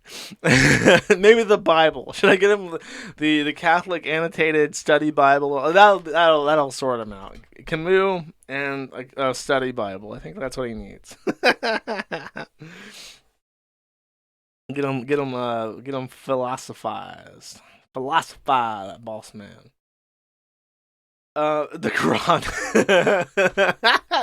Dude, that would be the funniest thing. Boss man Jack converts to Islam. I'm gonna follow Islam. I'm not joking here. Allah Akbar. You can then go back to Twitch. You can go back to Twitch, chat. Allah Akbar. But be careful what you wish for, chat. I'm not ready for the 9-year-old girlfriend arc. I don't think we're ready for that arc, chat. Okay, let's see what Johnny Somali got beaten. 뇌병변 장애 있나 봐. 때렸다. 레전드. How is it not preloading at fucking all? I can't. I can't stand it. It's downloading at 140 kilobits per second. How? It's gonna take. It's a 50-second clip that's 71 megabytes big. Unfucking real. No wonder why it doesn't fucking download.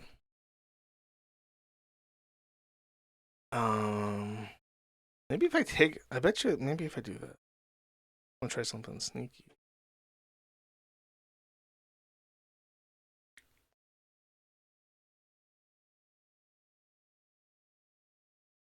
No, that's not any better. Well, fuck. I hope the Ricada shit's all fucking down. Speaking of, not to spoil anything, but we have a next segment coming up, chat. Since I can't get the Johnny Somali ass kicking to download to save my fucking life. What could it possibly be?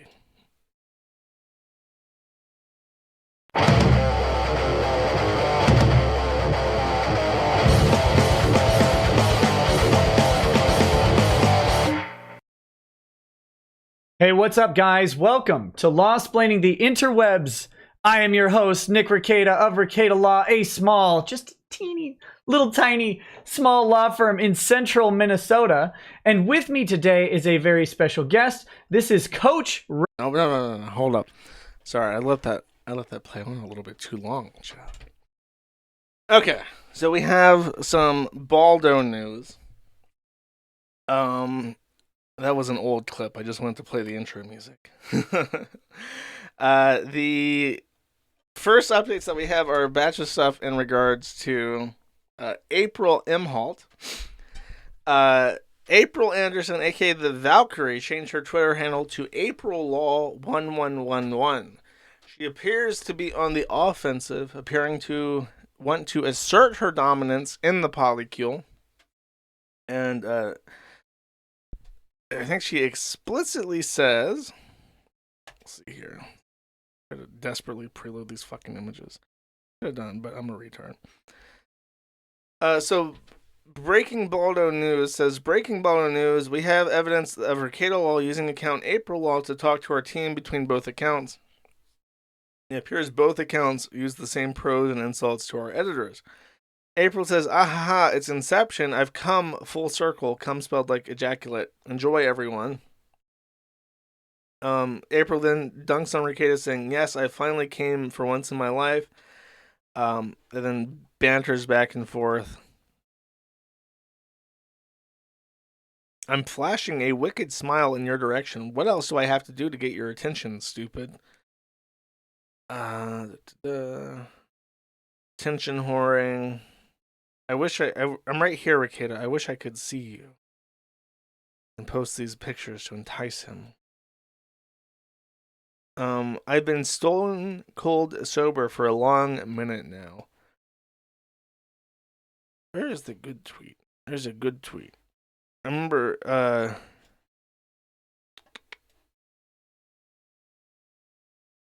goes back and forth with the Breaking Baldo News guy for a bunch. I'm starting to believe I don't give a damn about what you or anyone else thinks except for me, my God, and the love of my life. I'd love a trip or a million in regards to Mexico. I'm going to Mexico to see Ralph.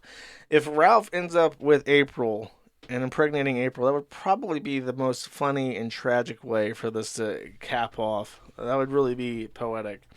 If she has the gumption, she should go do it. Oh, that's sweet. So she says, I'm way too cool to ever be a sister wife, even if I was mistaken as one once. I would love to be his wife someday, though, if given the chance. He's really cool and really sexy. I'm rooting for you, Rekieta Law. She says, high on life. So that's the banger tweet. She comes out and she indicates that she does not consider herself to be the third wheel in a polycule. Instead, she seems to think of herself as the primary girlfriend vying for the position of wife currently occupied by Kayla. Kayla, of course, who has been gone for a very long time at this point. Nobody has heard from her in a while. The most actually, I'll get to that in a second. That's later. I think any of these are too interesting. She's just like being a retard on fucking Twitter. Rekieta Law still looks smoking to me. This video looks like a lot of fun, not like it makes me a sister wife. I forgive this man, even if some of the things he does is really shitty. I understand the good parts of him and hate the others. He's a human being, and I forgive him. Aaron Imholt, I forgive you, but that doesn't mean I won't have fun at your expense. I know you love a good bit. Sober now. Okay, this is the other one. So the term cover, which is how this is pronounced, is a phrase built up by Rekieta's wife. So her saying this is a direct attack on Kayla, saying cover is a fucking gay word someone came up with that I had to go along with for a foursome that Aaron asked me to be a part of with him, which I agreed to because I loved him and I love them. Now it's over. It didn't have to be. So she indicates that, well, I think she's referring to the love square thing going on is over. Not necessarily the threesome relationship, and that's for sure happening still. But she does take a shot at Kayla in saying that. That's that word. I saw that.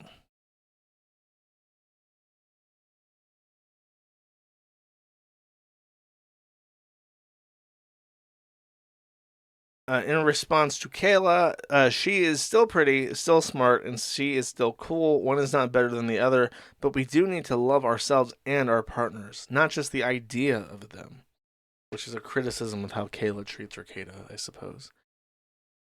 So then he slithered back into Melton's chat. I'll remind you that Melton is the guy that I played the video of with his obsession with fucking kids. He is back giving this guy money, saying for $5, Kayla and I are still quite married and she is not left. I have not left either. She does not like the publicity, so she stays off social media. And then for $10, Rekieta says, I've been clean since May. I don't tweet for anyone else. I got tired of nerds. And this is his word of the day. April is her own person and her tweets made me smile. In chat he's saying, right now Kayla is taking some of our kids to violin. He says, Nicholas, maybe she doesn't care if she's disrespectful. She hated doing that. Referring to the hot tub video, which was extremely humiliating. She hated doing that and was such a fucking embarrassment. Both when it happened and in retrospect. Then Vito the Pedo shows up in Melton's the pedophile stream. So Rekieta has given himself really a strong entourage of supporting characters to help him through this. He's got Juju the cow, a man who gets fucked in the ass while dressed as a cow. Vito the Pedo, a man who's avowedly a pedophile, and friends with people who are avowedly pedophiles. And now he's also interlined Mr. Melton, who appears to be getting a restraining order placed against him for threatening to fuck people's children. Really just a strong cast of characters. Rekieta's making all the right moves to build himself up in the social stature of things. Rekieta says, you and Vito in the same place. Children's clothes are getting ripped off like an accretion disc. Yeah, bro. You're in family court for custody of your kids and you're like friends with two pedophiles and you're just openly calling them pedophiles and a danger to kids, even as a joke. It's like, are you really that fucking stupid? Like, what a fucking dumbass. Then for 10, he says, Jesse looks like a 14-year-old Anthony Kiedis cosplayer from the AIDS wing of St. Jude's. Funny. I assume he means the guy from Jesse PS. And this is a reference to Aaron saying, I bet his hands itch and hurt from alcoholism, which he clearly has. I don't want to speculate on if he's doing drugs. I wonder if that's a reference to personal lived experience, Rekieta. Oh, I have the pedo phenotype, he says. Well, that's a pretty fucking dangerous statement considering the company he keeps. I don't never see April. I almost never see April. She literally lives next door. And I can also debunk that. He says, I don't want to talk about where someone else lives. Sorry. What's up with Aaron headbutting stuff? He's an abuser. Her name change to April Law is not a reference to me. And so on.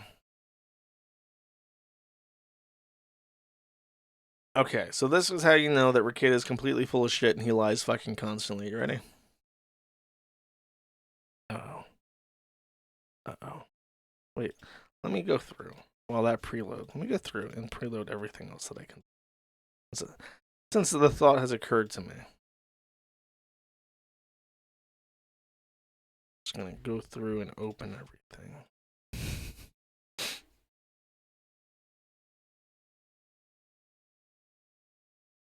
Is this also not going to download? Dude. I can't even fucking believe it.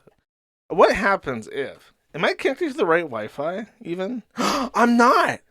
Oh my god, that's why it's so fucking slow. I'm connected back to the kebab shop. How the fuck has the stream even been on? Now I'm afraid if I connect back to the right one, I'm on the fucking kebab shop again. Holy fuck, no wonder why it doesn't fucking work. What fucking good is paying $200 fucking a month for a Starlink if it's not connected? Bro, I'm just eating shit. If I reconnect, I'm gonna lose the stream. You know what? Okay, let me just try to skim real quick. Aha, okay, I don't have to play the video. I can just skim. Okay, here we go. So this is the clip. This guy was doing a live commentary on Kayla showing up, or sorry, April showing up for her omnibus for her charges. And you can see as she's getting set up, Rekieta's there. So Rekieta's setting up the webcam connection for her appearance by teleconference to the omnibus hearing, or for her arraignment, whatever the fuck this was. And you can see that he's there. So you know he's a fucking liar because she's showing up at his house. And she, you know that they're in a relationship still because she's talking about being his wife. So she's still finagling for that Nick Hussey, whether he realizes it or not. And chances are he's just fucking lying to people. That's what he does. He's a chronic fucking liar, and he thinks he's smarter than everybody else. So if he just lies constantly, then nobody can ever catch him out on the lies. You can't prove it 100%, so it's not really true, even if it is fucking true. Here's his nerd shit again. Breaking Baldo submitted the appeal, and he says, "Get lost, nerd," and then he blocks him. So this was change number one. Rekieta decided after years and years and years and years of not blocking people that he was suddenly going to start blocking people. And he started with Breaking Baldo News. So the Baldo guy, I don't know if that's Kino Shea or whoever the fuck runs this account, he buck broke Rekieta. After fucking years of dealing with abuse from every which way, through Comicsgate and the Black Comic Book Man shit, he couldn't handle Breaking Baldo News at this point in his life, and he blocked him. That was the first thing. He went on a huge blocking spree, and he talked about, I think in the comments of the Patrick Melton chat, how good it felt to block people. Then this is MAGA Hunk saying, "This is who's calling you a nerd on the lowercase I internet." It's a picture of Rekieta dressed as Sailor Moon on a couch full of toys watching an anime and pretending to fillet a microphone. Now, that's a very jock, Chad thing to do. He says, "Yeah, get lost, you fucking nerd. Learn how to have a little fun in your life and tell a joke or two." Rantman says, "Have fun in prison." And Rekieta says, "The thing about me, I'd find a way to have fun in prison. You can't have fun anywhere because you're a nerd. Get beat up and stuffed in a locker, you fucking nerd." Epic. Yeah, I may be an alcoholic person that's about to get sentenced to fucking jail. But at least I'm not whatever my nebulous definition of this fucking word is. Then, the other big thing that he's changed after years is that he has given illicit clips explicit, written, prior approval to clip his streams and his local streams for years. She has had outstanding written permission to clip him, and I think she even started as a fan channel for him, clipping stuff from his streams that she liked. And she had received from him directly written permission to do so. He has formally rescinded that, and he has warned her that if she clips his local streams in a way that's not transformative, he will DMCA her every time she does. Now, obviously, she can still just clip his local stuff, but she has to get it secondhand either through Aaron or Kino Casino or my streams or whoever. Someone else has to do the transformative element so that she can clip it. And of course, she has permission, I think, from all three of those people too. Explicit written permission from all three of those people to clip. So that's where she's up with. That's the other thing that he's changed big on, was he was not a copyright cuck before, and now he's a copyright cuck.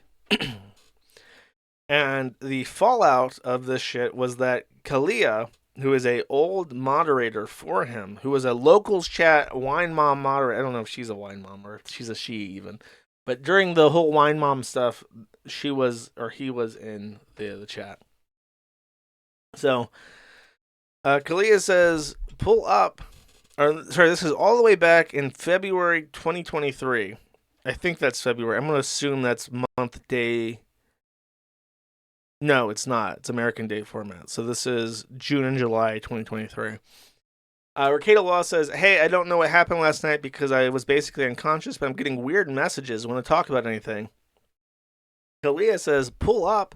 Rekieta says, "Talk to me." Pull up is a phrase that has no meaning. As if he's trying to say, I didn't watch didn't watch Josh Moon. And no, I've never even heard of him. Never heard of No Kiwi Farms. Kalia says, "Damn, I thought you'd find it funny." Rekieta says, "I never know what people are joking anymore. So many people got mad at me, Raffle, Kalia says, how have you been? Thanks for shouting out my health like you did. It means a lot. I am still really sick. I see 2 doctors this week. My dad also died 3 weeks ago, so I've been getting really depressed. Fuck that sucks about jokes. Why so many mad? Oh, 2 nights ago was a lot of fun. Apparently joking and messing around people didn't go well in here. Arkia says, same stuff piling up. People decided I was trying to have sex with fans, and since I talked about trying drugs, I'm now a drug addict. Aging like fine wine, Mr. Ricada. People are really defensive because Cynthia basically went off the rails, threatening to dox people, trying to get them to calm TF down. Kalia says in reply to the same stuff about pulling up, people decided I was trying to have sex. Oh, wait, I read that. Why did you take illegal drugs in your state? I thought lawyers couldn't do that or they'd lose their license. He says, not even close, but I did drugs out of the country. I did them in states 1 time, presumably with Dax Herrera, a.k.a. Juju the Cowman, who gets fucked in the ass while dressed as a cow. Kalia says, once is still illegal, just looking out for you. Don't want you to lose your license. And then Ricada says, in Kiwi Farms archiving chat, we have a bunch of people coming to my chat being really hostile. Shout out to Himadal, the all-seeing. I'm assuming that definitely fucked with it because I remember that his locals chat was like this huge wine mom like titty party for a while, and then Himadal started archiving it, and once that like veneer of privacy, that like false veneer of privacy was gone, it killed it. Now, Kalia says, I thought you loved Kiwi Farms. Ricada says, Raffle, they stopped loving me and started loving me. They also decided a whole bunch of really nasty shit about me and my wife. I'll always defend the farms and the right to exist, but it's hard to love people who call your spouse a whore constantly. That is in regards to hedonism, which he maintained for years after the fact until very recently was a fucking lie. He lied and lied and lied and lied and reiterated a fucking lie and called people out and gaslit people and made fun of the forum and made fun of me and made fun of all my users and said we were fucking liars for fucking years for saying that he went to hedonism. But I am not going to read all this, but basically Kalia says that she or he objects to certain content in the stream and provides some opinions. This was on the... Oh, no, sorry, I am retarded. This was... Shit. No, I was right the first time. It's February 6th. And February 7th. Ricada then says, I don't have time to fully respond to this. Know this, I will take counsel fully and happily in the obvious good spirit it's intended. I reflected a ton on my life in the past year and learned a lot about me and my past path and my relationship with the big G God. I'll share more when I have a minute, but I wanted to thank you and let you know how happy I have been to see you. I wonder why his fans develop personal relationships with it. John, you came to a streamer, John, but he's so happy to have seen you again.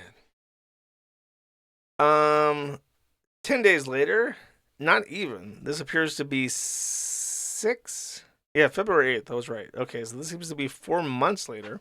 He says, what's your problem now? What have I done to cause you some problem? Kalia says, what are you talking about? Ricada says, you know what? Never mind. 2 days later, Kalia says, why did you demod me? Ricada says, why shouldn't I demod you? Look, I'm not retarded. People can disagree with any and all things I do in my life or things that they have decided I do that aren't true. Hedonism. That's their prerogative. I'm not going to amplify bullshit from people. If people have some sort of problem, they can talk to me about it. If people are going to make a fucking retarded spectacle out of some fiction they have, they can do it without a wrench or they can go somewhere else. I played with the lowercase I internet for 5 years, giving people way more permission to speak into my life and work than anyone deserved. All I got from it was faggotry. I mean, you did give people those insights into your fucking life to begin with. Like, I am going to be taking a break soon. I'm not going to say what I'm doing because I don't care what people have to say about it. I am not inviting speculation. So I'm going to take a week or two eventually in the near future and people are just gonna have to guess what I'm up to. They can posit their theories. They can post on fanfiction.net or whatever. It says, sorry, everyone burned all their bridges with me. Everyone decided the lowercase internet can't be fun and open. It must be closed off. I'm fucking tired of giving any bit of myself to people. Good job, lowercase internet. You burned it out of me. The lowercase internet can find someone else to fuck with. Good luck with that. Gillian says, fair enough. It's your channel. I was just curious what I could have done to you to undo 4 years of modding for you. Helping with getting your Twitter back under Rekieta Law News and making and maintaining your leaking tree. I will change the password and you can have it, or would you rather just delete it? And he says, well, I guess this is goodbye. Just take care. Oh my god. Okay, there's a song that Tidal likes to play every so often.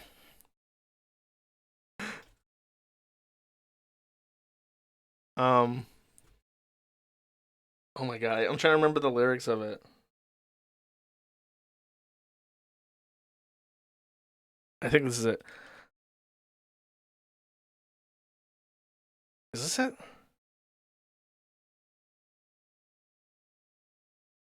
This is 2024. It's like a really recent song. No, 3 years ago. What about this one? This 2024. I'm never gonna know. Ah, fuck. It's like.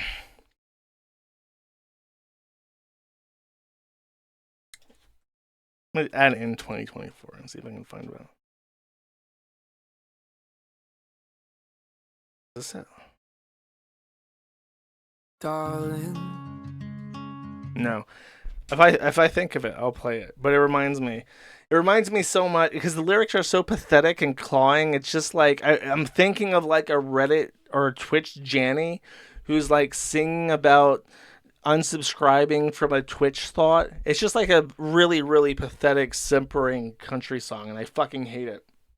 I had to block it on I had to block it. I can't even think of the lyrics now because not cloying, whatever. You know what the fuck I mean. Fucking that. If I think of it, I'll play it. It reminds me of like a Twitch Janny. He says, look, a lot of people have been trolling me, and there is trolling, and then there is the repeated implications that I'm cheating on my wife or that she is a whore. Bro. God, nobody would ever think that. Nobody would have any reason to think you're cheating on your wife, bro. Never, ever in a million years.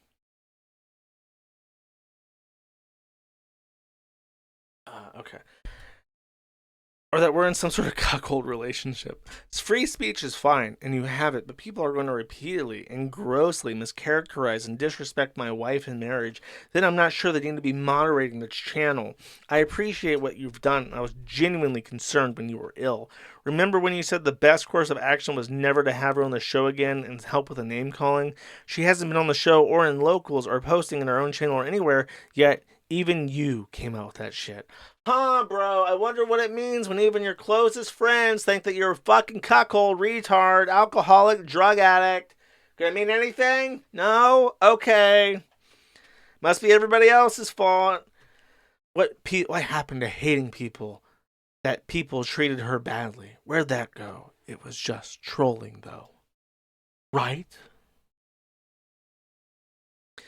And Kalia says, what the fuck is happening? And was blocked. So then I believe that these subsequent images are a recent X conversation. Sorry, he was blocked on October 27th, 2004. He was unfriended.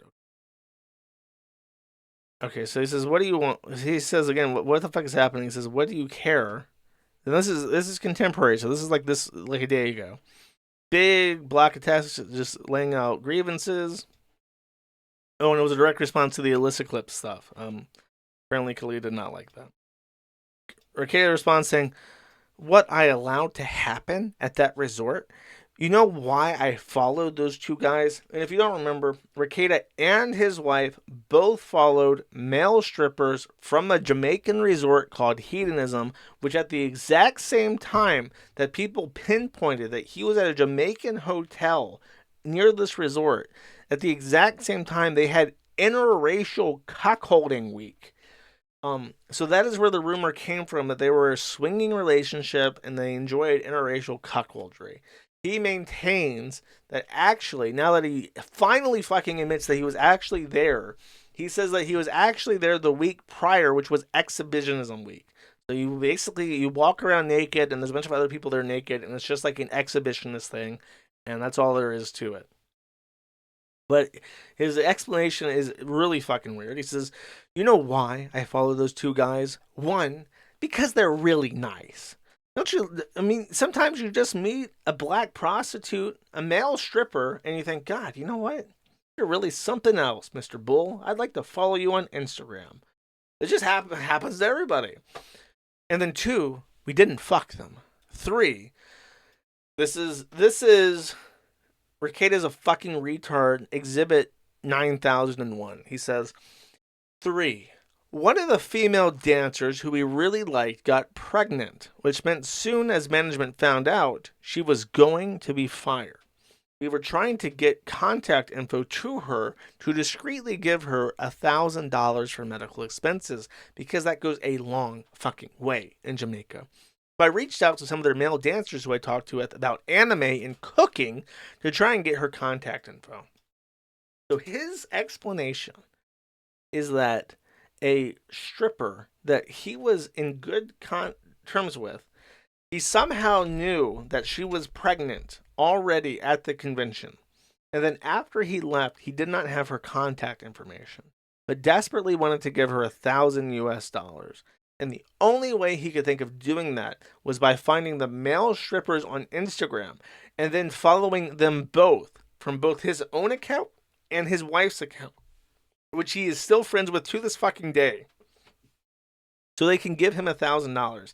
And he says the only thing he did with the Jamaican male strippers at a strip club was talk about anime and cooking. What's your favorite? Like his story is that he was at a Jamaican interracial cuckolding hedonism, literally called hedonism. And he was sitting there at a fucking bar talking to a pregnant black lady and two male strippers, and they were just gathered around naked talking about her pregnancy, Dragon Ball Z, and Jamaican peanut sauce stews. And then after he left, he had to get into contact with them again through both him and Kayla for both of them and maintain that contact so he could give money to this woman. All of that sounds completely fucking retarded. But his story, like, is just fucking nonsense. Like you couldn't give her money at the convention? Is that not possible? Like, if you really want to help her, there's no way that you could. You couldn't go to an ATM while you were there in Jamaica, get the money, and then give it to her there. When you knew about it, it had to be weeks after the fact. It just doesn't make any sense. Even if you didn't think that he was in there swinging with black people, then it really opens the door to why he's giving this person money to begin with. Something, again, that nobody knew about until he told people. We already knew he was a swinger. We already knew he was cool with black people. I think that this statement is actually more damaging. Because you know what it sounds like to me? You know what? $1,000, I don't even think even in Jamaica, $1,000 really covers a birth and all the shit you need for a kid. You know what it would cover, though, in Jamaica? An abortion. That's what it would cover. I don't think even if it's for $1,000, you can get a live birth at a hospital, all the aftercare, all the prenatal care, and you say that she loses her job if she gets pregnant? Because I guess her body is ruined if she has a baby by their standards, right? For like a strip club. But you know what you can do? You can get an abortion and then you can keep your job. So, good Christian man goes to Jamaica, opens his relationship, lets his wife get fucked by 2 big black bulls just pounding her full of cock meat, which is just ridiculous. And then he knocks up a woman while he's there and solicits the black bulls to give her $1,000 for an abortion so she doesn't lose her job. Which, by the way, I'm 99% sure that he might even be telling the truth about this, but I fucking bet you that what happens is they get these white retards who are trying to make their marriage exciting again. They go to Jamaica, they go to a resort, and then while they're liquored up and naked, the help goes through their clothes, gets their ID, and then tells them if they have sex with one of the ladies that work at the place as like a prostitute, if they have sex, they find them and say she's pregnant. What would your community think if you had a bastard child in Jamaica that you went on a swinging thing? But for $1,000, we'll take care of that pregnancy and all this problem goes away for you. And then you give them $1,000 or for whatever means necessary, and the problem goes away. But the pregnancy never existed. You were just a fucking mark. That's what I think happened. I think that they fucking shook him down, and he's a dipshit, and he gave $1,000 after being extorted by a prostitute that he slept with in Jamaica, while his wife was getting pounded, just pounded, full of big black bull. That's what I think. Very, very fascinating, chat. Very fascinating. So he goes on to explain. By the way, since I just got done with the Big Black Bull segment, now I can play the song. This fucking... Somebody got on my phone while I was talking.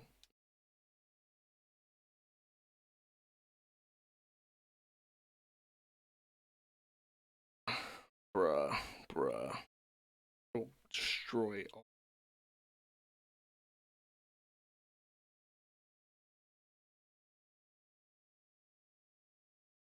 Yeah, this is it.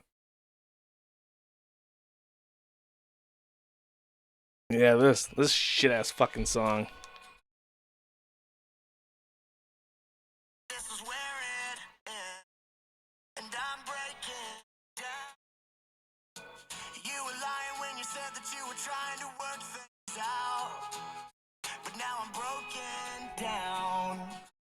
This is awful.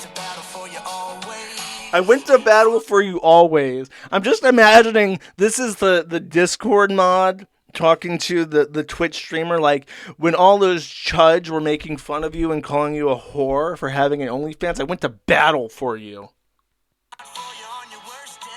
Fought for you on your worst days. When Twitter was going after you, I stayed by you, queen.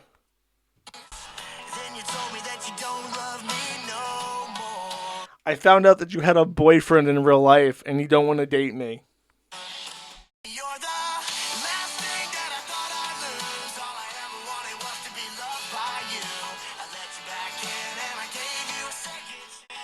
I modded for you again after he dumped you, that stupid jerk. I was always meant to be right for you.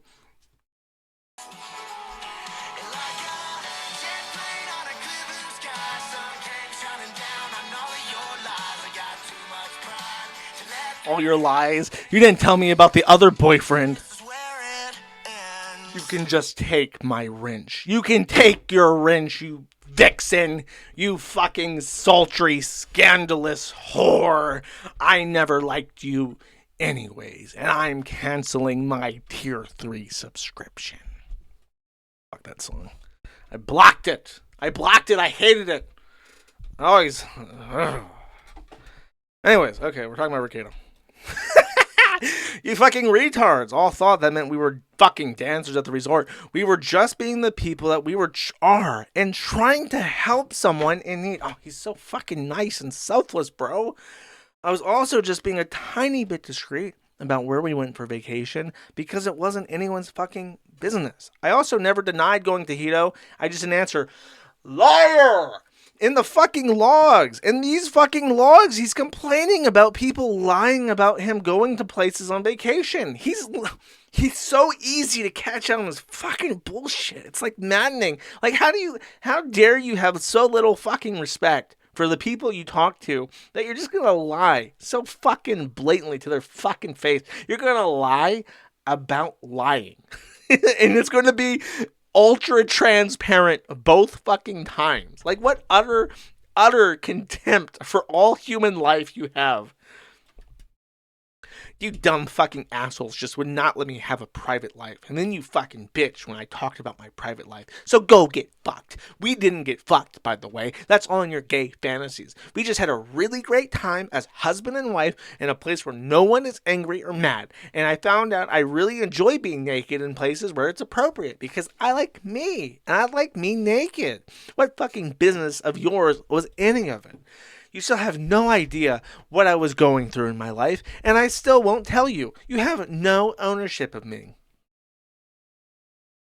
And then epically owned. I'm assuming that this is epic Ben Shapiro style. I just want to assume.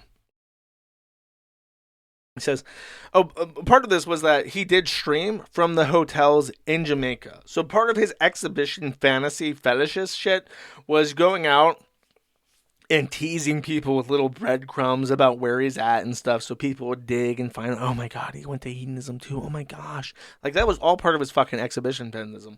And if we just assume even that exhibitionism is the fetish, and he went there for exhibitionist week, and not for the black interracial cuckolding week, then it's like, congratulations, bro, you played yourself. You tried to exhibition fetish your resort that you went to, and everyone thought that you were a cock.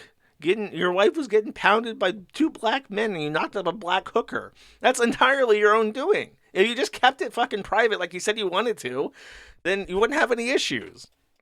So again, it's a lie. Asking about Alyssa, he says, you already thought my word means nothing. I don't value your opinion. And I don't lie all the time. I don't answer things you want answered, and not everything about my life is public. It's not a lie of omission if you don't have a claim on an answer. I don't owe you any information at all. Did it ever occur to you that I gave plenty of information about Hito so people could figure it out and then it could just never confirm or deny it? Yeah. How'd that work out for you, idiot? How'd your little game work out that you gave out plenty of information about Hito and then everyone thought that you were getting fucked in the ass by black men, bro? Oh, genius. This guy is so smart. He's got 9 million IQ. No wonder why he passed the bar. He really is just one of the most clever motherfucker that's ever lived. He's so much smarter than everybody else. Every time he says anything, I just think, wow, this guy's a fucking genius. Especially the part where he admitted to giving a black woman an abortion or getting shaken down by a prostitute. Really smart. I don't care that people knew where I went, except you did because you cried about it for 2 fucking years and refused to acknowledge it. I care that I have family and friends who have no business knowing about it, and a clip of I went to hedonism in Jamaica would highlight something that could cause family drama. Oh, so you regret your actions is what you're trying to say. The word you're looking for is regret. I have regrets about my life decisions. I did things that were dumb. If I could go back in time, I would do things differently because I regret what I did. What you are trying to say is you regret things without taking any fucking accountability or even acknowledging that you have regrets.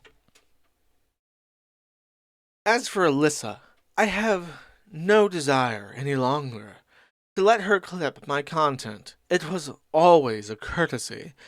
If she wants to do it, she can make it transformative. I have a paying audience. That content I make for them is not fuel for clip channels. Epic Ownage again. Ricky replies saying, I didn't care about people investigating where I went, but that wasn't enough for anyone, including you. You needed me to say it for some stupid reason. No, I just don't care if someone's paying attention and found out. I have preferred to tell everyone anyways, but I'm not alone. That's just a fucking lie. I didn't tell people because you're not owed an answer. I'd prefer to have told people, but then you found out, so I didn't tell you for 2 years. Also, if my family found out, it would cause big problems for me, but I wish I could have told them. Oh, just a fucking tapestry of lies that are so intricate. So you can't. It's like a Rubik's cube. It's like every time you think you have it figured out, you only get one side of this complicated 6-sided situation. So multidimensional, so sophisticated, so elusive. The real answers. Herr Baldo. Out of water. Sorry. Look, my family isn't full of obsessive autism. They aren't going to do these deep investigations, but if you blast it in everyone's face with a direct statement, it's going to go from a passive to an active thing. Again, though, why was it so fucking important to you? Who cares? Then he discusses the Sargon finding unfair use regarding clip channels. As I changed sort of my method of discussion and my approach to topics, everyone tells me they all knew, so why do they have a fit about it? Anyways, for the 100th time, Kayla and I did not fuck any Jamaican dancers. We just hung out with them and wanted to help with one of their co-workers. They're nice dudes. If they touch you, they're fired. I'm sure they fuck fat women for money, but neither of us are fat women. Dun, dun, dun. So those are the Rekieta DMs. I want to say that there was something else. Oh, okay. There was not something else. There was something that I thought of. So, Rekieta's 2 big actions in the last week have been to tell Alyssa Clips and other clipping channels that they're not at liberty to clip his streams, to try and obfuscate as much as possible what's happening in his private discussions, at least what he thinks are private discussions with his audience that pay him still, the few people that are left, and also to block people and to start just randomly insulting people as nerds. Kind of a weird, immature thing to go for anyways. Of course, a man that plays Warhammer, watches anime, is a lawyer, streams to the internet for a living, participates in online discussion, active on Zitter. Those are things that are not nerdy. Those are super Chad, of course. What it reminds me of is someone who has lost a lot of control in his life, and he is trying to wrench back control in any way, shape, and form. Oh, I did forget one thing, actually. Which I'll put up as a picture. Someone went to Kayla's omnibus, which it wasn't I don't have any interest in Kayla, so I didn't bother to send anybody out to go to her omnibus, but somebody did. And then a guy who watches this stuff got a scoop in regards to it.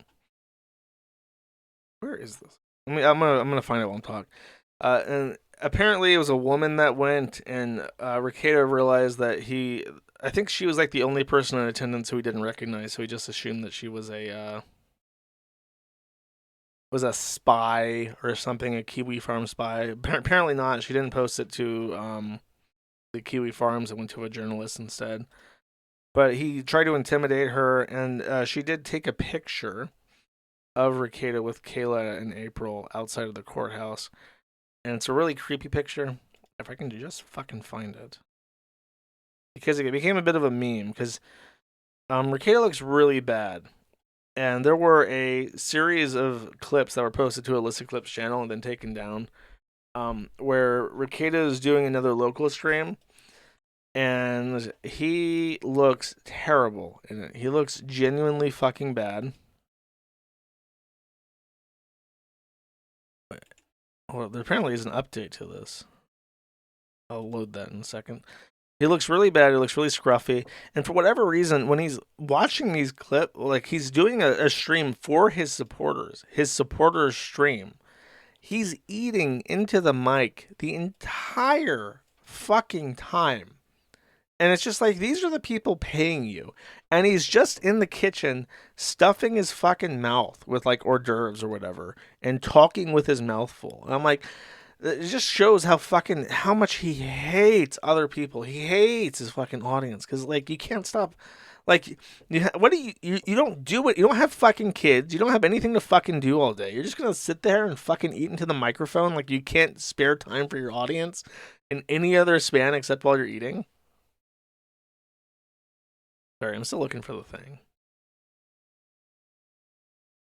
Okay, there is another thing, a correspondence between Kalia and Rekieta, so I'm gonna read that. I'm desperately trying to find the fucking picture, but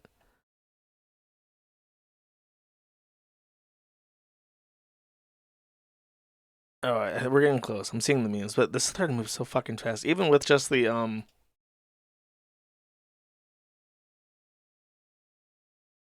the highlights, it's still slow.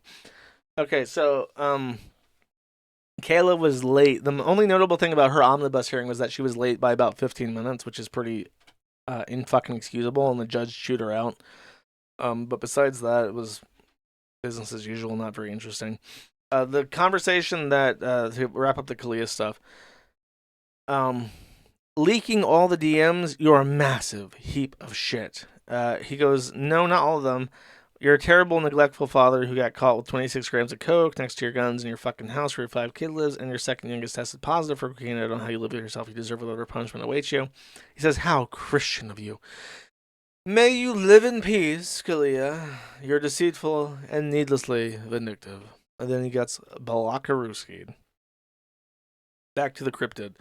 So that's Rekieta realizing that he's being photographed by a woman in attendance of the court trial. That actually may be Kayla and her attorney, not Rekieta. Or not April. So, when the news broke, and I figure I might as well drop this now, since I'm on a tear.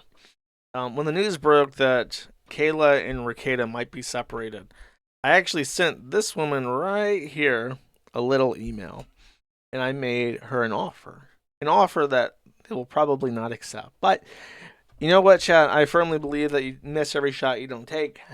So I took my shot. I sent her an email, and I said, I have an offer for your client. I even said, this is an offer in bad taste, but I'm making it anyways. I have heard rumors that Kayla and her husband may be going through a breakup. And if that's the case, she may be in financial constraints, chat. So let me make a financial offer. I extended the offer I made April, $1,000 for her written permission to get from the county the body cam footage. But I made a second offer I could not make of April to Kayla. I would give her all $6,000 that were crowdfunded for the body cam footage if she would simply release to me the body cam footage. If I don't have to pay the state for them to process the release, I can just pay her the full amount. So $6,000 for the body cam footage, unredacted, or redacted through negotiation with her, for what she already has for free in her evidence. So I shot my shot, chat. I'm waiting very patiently for my reply. We'll see. If they're not broken up together, by the way, definitely Rekieta's going to hear about that, and he's going to be not so pleased about it. He might even call me a nerd, chat. Oh no. All my feisty nerd behavior going after the body cam footage. And that is it. That's our boy, not a nerd, chilling out. So on that note, the Baldo segment has come to a close. That you are all caught up. I hope you have found that. I will remind you, I am not streaming on Friday. I am streaming on Thursday at 6 p.m. Eastern Daylight Time, 11 p.m. Central European Time, not midnight, because of the daylight saving time difference. And it's a special stream. Don't be late, because I don't do introductory times on special streams.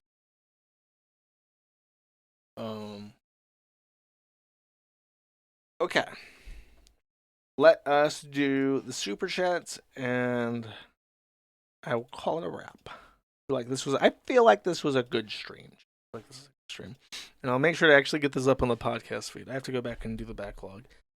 Look, I'm sorry. I've been on the fucking kebab shop Wi-Fi. No wonder why my internet's been so shit recently.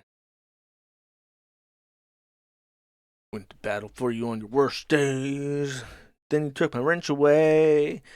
Now I don't like you no more. Schwarzwald Noel says YouTube link, bro.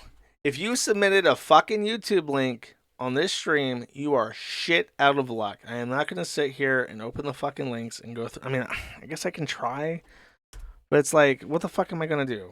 I feel like I just should stop accepting videos. I know some people really like them or whatever, but it's just like it always interrupts the stream. Like, it's just a cat. Like, it's a cat meowing. I got you.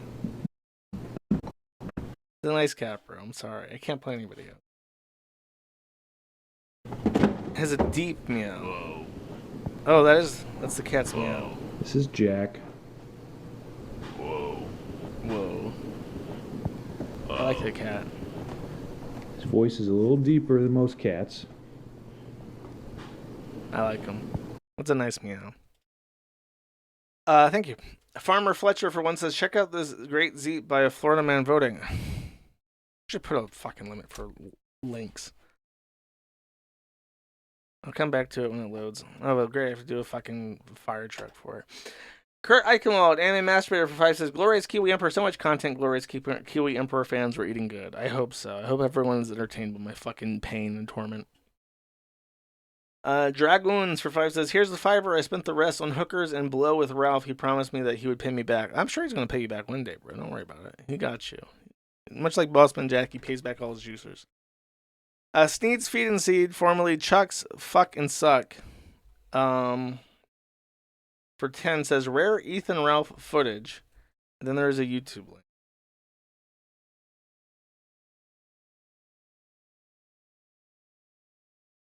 It's loading. I'll come back to it. Spingle Cat for 5 says TTD, and then there's a link. Good Luck 7. I'm opening them up and I'm letting them load. I'll come back to them in a second. Good Luck 7 for 1 says, the Vatican anime shit is so cringe. I see this backfiring badly. Bro, what the fuck is the Vatican going to lose? They have nothing. Don't worry about it. Space Allen for 20 says, Ham Jam. Thank you, Space Allen. I appreciate it. Euclid Sneeze says, I found this funny. Okay, great. Let's see what the super chats are. So this is the YouTube link. It's actually, youtube.com is still completely unresponsive. It's Scary Movie 2 says, take my strong hand. I know what this is, so I'll just reenact it. Take my strong hand. And it's like a little gross cripple hand. And he doesn't want to take it, and then he falls to his death. That's what that clip was. So thank you. Certified Fed Girl, Mutual Trans for... Sorry, it's not a super chat, it's a message. It says, let's inject our estrogen together hearts. And then Certified Fed Girl, Manual Trans says, I want to spinal tap my estrogen. And then it says, chat, I have therapy at 1. What should I talk to them about? And then it's just a picture. Oh, okay. I get you. Certified trans. Then Funny Hood Videos is loading. While that's loading, I forgot the Reddit segment. I'm going to go back to that. Sorry. I do have extra content. Am I the asshole for not believing my boyfriend? This is the treat for the people who don't immediately click off during the Reddit segment. Am I the asshole for not believing my boyfriend that suddenly became gay due to altitude difference when he went on a work trip to Utah? I can hardly believe that I'm writing this or that this happened, but I am, and here we did. And it did, so here we go. Oh my god, this is long. I, 28F, have been with my boyfriend, 29M, for 3 years. Every now and then he has to go to Utah for a few days. Well, that's how you know he's fucking gay. By the way, after the lawsuit with Russell Greer is over, I am blocking every state in the 10th Appellate Court district. That will be the Yellowstone National Park. I'm going to find out what their IP range is, and I'm going to fucking block the National Park Service. There'll be Utah, Wyoming, and Colorado, and then I think Kansas or something is in there. And I'm going to move all my businesses out of Wyoming to Florida or wherever, just out of fucking the 10th. So, and if you join the site from those IPs in those states, you will be met with a message that says you are blocked, and you will have a checkbox that says that you confirm that you're not actually in those states, and a second checkbox that additionally confirms that you 100% understand that I do not subject myself to the 10th Appellate Court districts or any of those states for any reason whatsoever. And if I fucking murder you, it will be in a different state. That's what's going to happen. Says, but I did not believe it at first because all my boyfriend is identified as straight. Also, second of all, I just couldn't believe it. Wait, I missed the important part. I got a text from one of his coworkers who has become a friend of ours that said, on my trip, my boyfriend cheated on me with some guy at the customer care team. When he got home, I asked about it, basically expecting him to confirm it was nonsense. Instead, he got real quiet and had to sit down and had to tell me something. He said it was true. He did have a one-night stand with a guy. I couldn't believe it. I asked him if he was telling me he was gay or bisexual, and regardless, cheating is cheating. This is how women get AIDS, by the way. They only get it from cheating husbands. He insisted that he was not gay at all, but was the strangest thing has happened, that when he was at dinner in Utah, his coworkers, he suddenly became gay. I was like, what? What the fuck? He says it was due to the altitude. I was like, you're fucking with me, right? But he said after he'd done it with a guy, he got really confused as to how all of a sudden he was gay. He said that the higher altitudes can have an impact on how people think and on their emotions, and he thinks that the high altitude made him gay temporarily. He said that as soon as he landed back home, he was back to being straight. I was like, did he get drugged or something? But he said that was not possible. They were in a group, and that is when he became gay and was only alone with the guy afterwards. He said he had done a lot of thinking on the way back from the airport and had confirmed within himself that he is straight and that his only conclusion can be that he turned gay due to the altitude. I was like, whatever, I guess we were breaking up. He looked at me confused. I was like, gay or not, you did cheat on me. He said it wasn't his fault and that human actions are just a byproduct of accidental brain chemistry and that his chemistry had been altered through no fault of his own due to the higher altitudes of Utah. He said he couldn't believe I would blame him for something medical and scientific that was out of his control. He looked really bewildered that I was angry about this. I don't know, maybe he's convincing and I'm a rube, but I'm starting to wonder if I am overreacting. Like, I know it sounds insane, but is it possible to accidentally change your sexual orientation due to emotional changes brought on by altitude? Is that possible? And if it is, am I overreacting? Should I throw away a 3-year relationship for this? He's acting like I'm being rude and weird. Okay, please, for the love of fucking God, have the top comment be sane. Been to Utah a ton, haven't felt the slightest change in sexuality. You realize he's feeding you a crock of shit, right? Okay, just wanted to make sure everyone was on the same page. Now to deal with the aliens and their brainwaves beamed into my eyeballs. Did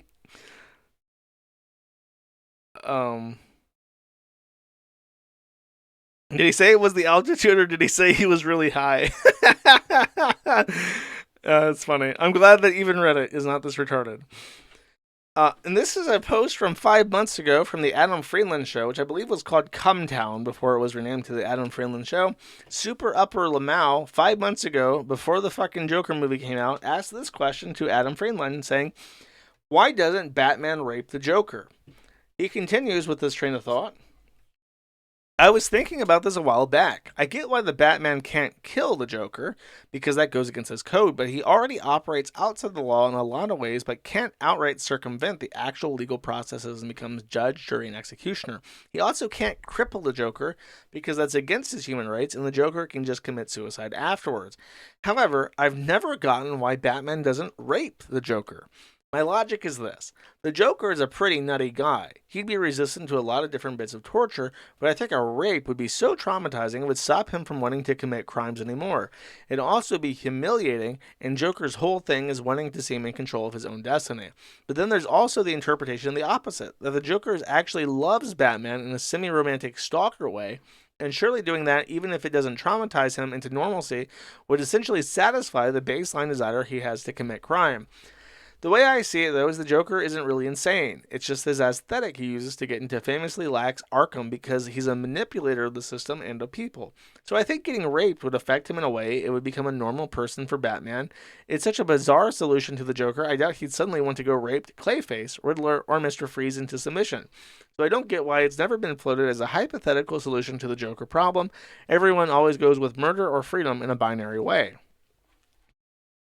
And then the most recent comments are most people thinking, how the fuck did this guy know?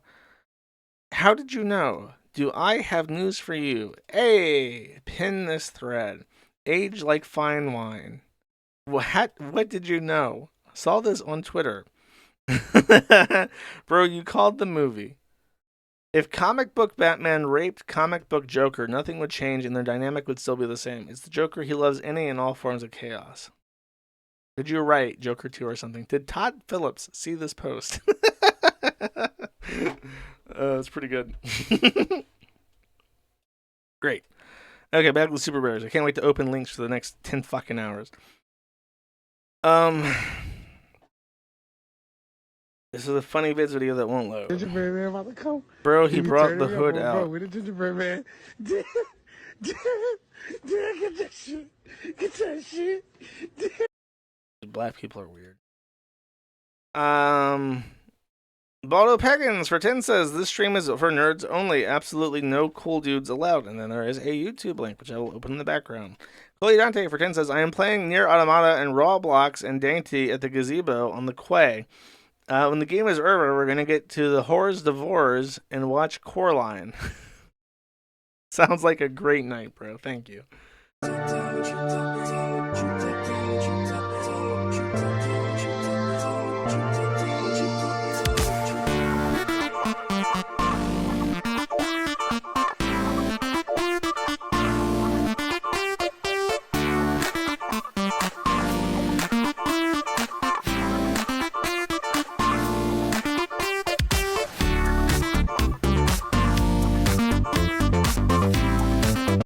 We will never have creative internet again. It's all Jover. Thank you. Humble Guardsman for 2 says, do you have any prayer requests, Josh? Sure. Pray for me to get to where I need to be. That's how I phrase it. I don't want to say like, well, I want to be here specifically, because maybe it's not right. I say I want to put me where I need to be. So that rounds it out pretty well. Zint Suppa for 10 says, but Josh, Jim Sterling is still a man. I meant like a full man, bro. Thank you. Sneedo for 5 says, Josh, every Friday after stream. And then there is a link. Let's open that bad boy up in the background. I'm not opening. This is creepy as fuck. It's an AI-generated video of me eating pizza, and it's super creepy. Real Frog God for 1 says, love your energy today, Josh. I'm glad you're feeling good today. I am feeling great. Thank you, Frog God. Have a great day. Lucifero 10 for 10 says, link, awesome. Let's open that bad boy up. I can't wait to see what it's going to be in 5 minutes from now. Lucifero, that one. Dax Found for 5 says, reminder the Jews not believe. Reminder that the Jews believe not only in what is currently considered Israel was promised to them by God himself, but also most of Syria, half of Iraq, and a good portion of Egypt and Saudi Arabia. Bro, greater Israel, it's not a if, it's a when.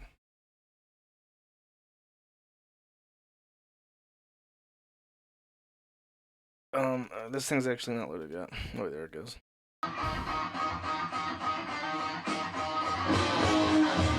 Rage Against the Child Support. Black 182. Is this Instagram? Apparently Instagram is famously racist. No sleeves.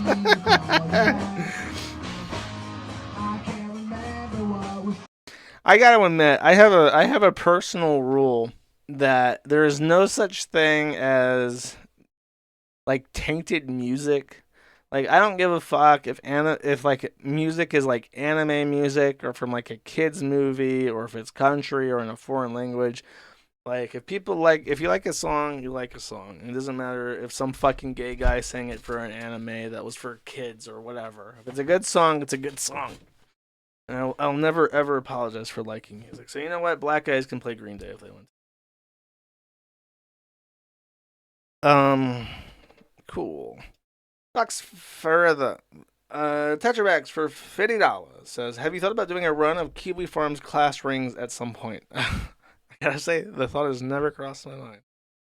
I'll mix it up next time, though, I promise. Thank you. Foxes for 5 says, Dear Feeder is a future former space marine, semper fucking fi, just like our boy Jace. Dude, Jace was one of the best former future marines ever. I can only hope to be as good as a future former space marine as he. Sus Productions for 1 says, every time you mention Whataburger, I'm going to donate. Also, may you please say Patrick S. Tomlinson in that slow posh way you do. Patrick S. Tomlinson, child. Monero Extremist for 1 says, please enable Monero Super Chats. Yes, you've been asking for fucking years. I don't know. I'll get around to it one day, maybe. Probably. Deluxe for 2 says, Josh, contest, how many trick-or-treaters I get this year? Yes, I count them, and I'll donate $100 on Friday. Man of my word, for conference previous years. 120, 12, and 22, 23, 92. Good luck. I feel like today this is a really good Halloween, so I'm gonna say 124. Wait, is this Price is Right rules? That changes. Does it have to be like on the dot? If it's gonna be on the dot, I'm fucked. If it's Price is Right rules, then I can say like 200. Wait, no, Price is Right is like is closest without going over, right? So if I say 1, then I'm closest, right? I'll say 124. I like that number. Doodlepot for 10 says, it sucks. Both your streams are during my shift at work. Can't wait to listen later. Well, I hope you enjoy the VOD. Thank you. Eric George for 10 says, Yeshua, if all the ghouls the forum has documented unaliving were to raise the dead and walk the earth, which would be the most scary and which would be the most funny? I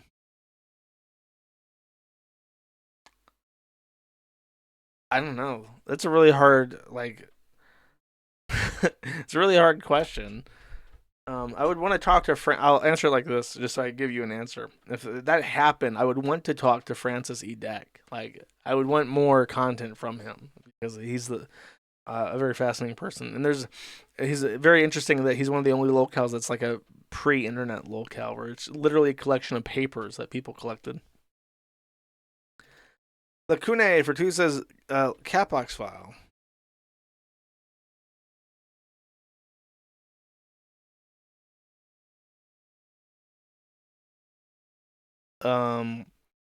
It's a bunch of Klansmen with TND, and then a bunch of black people with TNL, and then Cobson trying to negotiate a middle ground with them where it's just partial ND. I'm assuming is what it's saying. This is a very thought-provoking picture. It actually sums up American politics really well, especially issues like abortion, where it's like abortion is either a woman's right to do with her body or actual infanticide or infanticide, right? So it's like, how do you work out a P and D? It's really not much of a compromise, right? It's pretty deep. Not lol from Kino Chat 2 for 5 says, Catbox file, audio of an old Maddie clip of the call with Digital Forensics regarding Padma Savage. Were you ever in contact with Taylor again? I'm sure she'd let Padma down. No, I was never in contact with them again. I know what you're referring to, though. I'll play a little bit of it. Not something that any other individuals or platforms have chosen to, defend and argue. They're more willing to take down this content to kind of avoid, this escalating. Well, that's why we're the best. Just a heads up, the person... Oh, that's why you're the best. Okay. Exactly. The person responsible for the post is unable to delete it. Nobody can delete their post on the forum. So, in regards to the warning saying you have 24 hours to comply, if you do actually find this person, he will not be able to oblige the request in any capacity. I do have an address for you, if you would like to take it down. Of the individual? I believe so. Well, I mean, at this point, one, I don't really think that's information that you should be disclosing. What kind of platform manager gives out their users' personal information, such as their addresses and things like that? I don't really think that's appropriate. Suddenly nor you're is that concerned anything for I'm this looking person's for. privacy? Well, yeah, I mean, I am. If I'm talking to the account administrator and you're willing to just give out users' information, I mean, that's very concerning. Well, do you want it or not? No, I mean, I don't want someone's personal address. Okay, I was just offering it. Okay, well, I'm very glad that you think this is comical. Thank you for calling me, but I see that clearly we aren't going to be able to have a serious and mature conversation about this. So, moving forward, I guess what needs to be done will be done. I would imagine you and I will be in contact again. All right. And can you give a big shout out to the 1,600 people watching this, please? Absolutely not. All right. That was back in the day. The earliest Maddie episodes were like people streams and then me just fucking around for a couple hours. Basically, it was much smaller and less streamlined. Now I kind of have like a set thing that I do, but if I ever have a moment of peace, maybe I'll just fuck around again for a little while. I also used to call people a lot back in the day. I don't do that very much anymore. I guess I got humbled by all the fucking drama and all the times the site got fucking attacked and shit, but back in the day I was a little bit cockier. Thank you. Eric George, for one, says, more confirmation for you troons were pedophiles. 2BT and FitMC relate to a famous Minecraft server and a YouTuber who documents it. I'm very, I've heard of them before, but I don't know too much about it.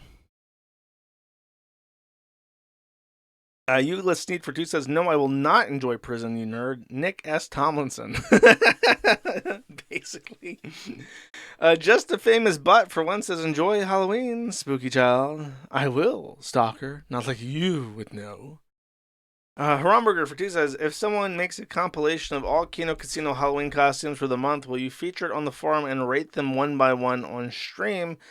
It will prevent spooky season withdrawal.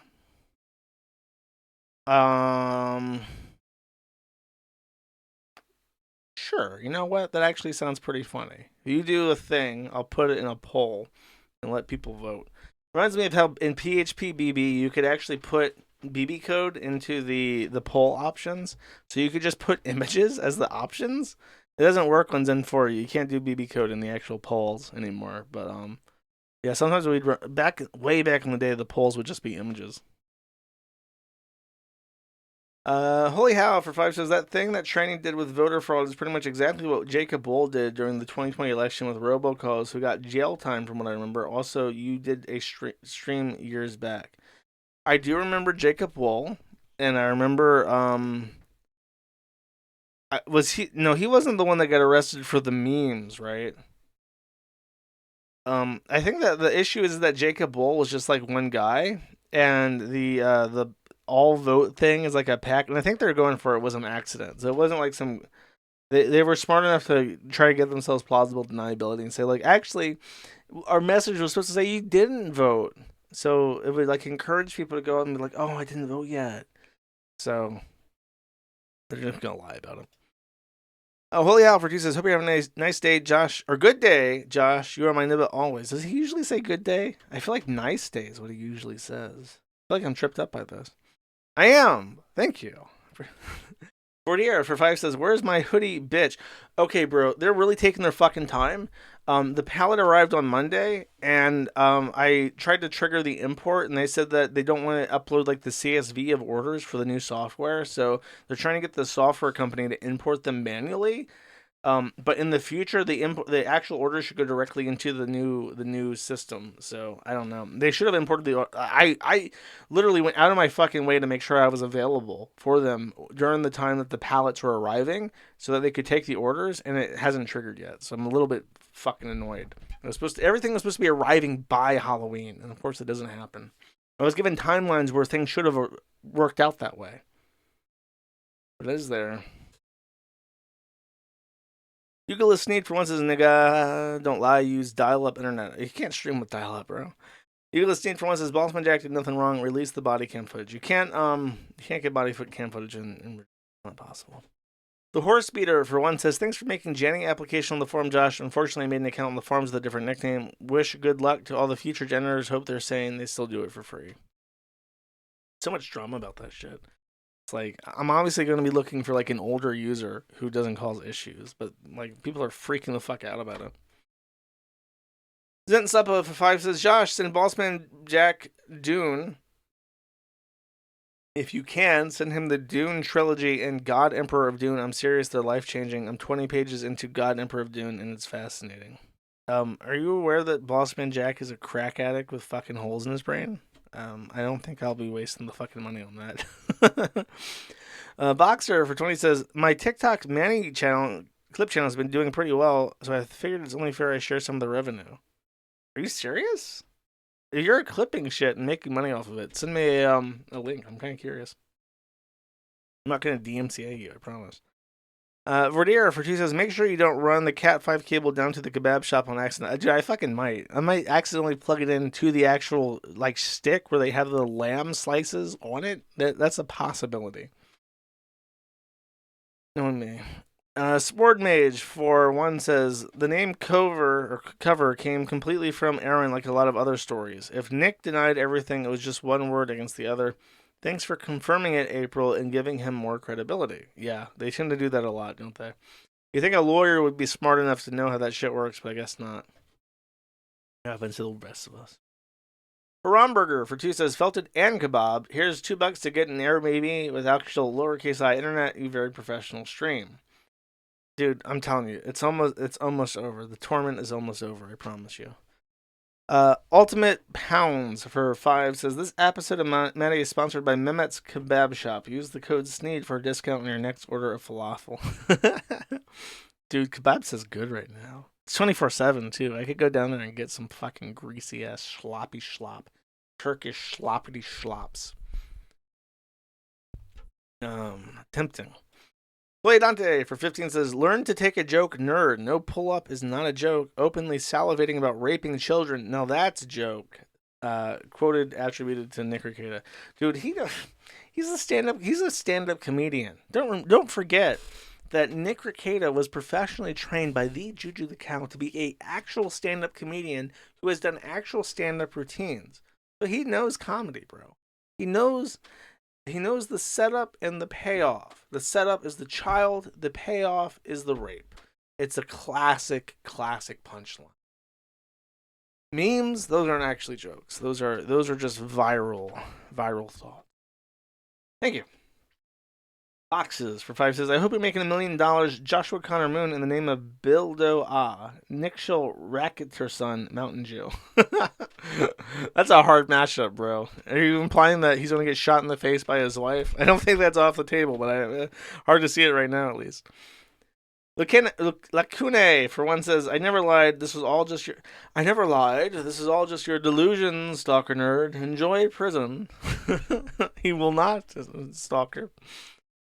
MH Darklaw for 2 says, I love how Nick's response to everything that has happened for him is to regress to being in high school. Enjoy the block button, nerd.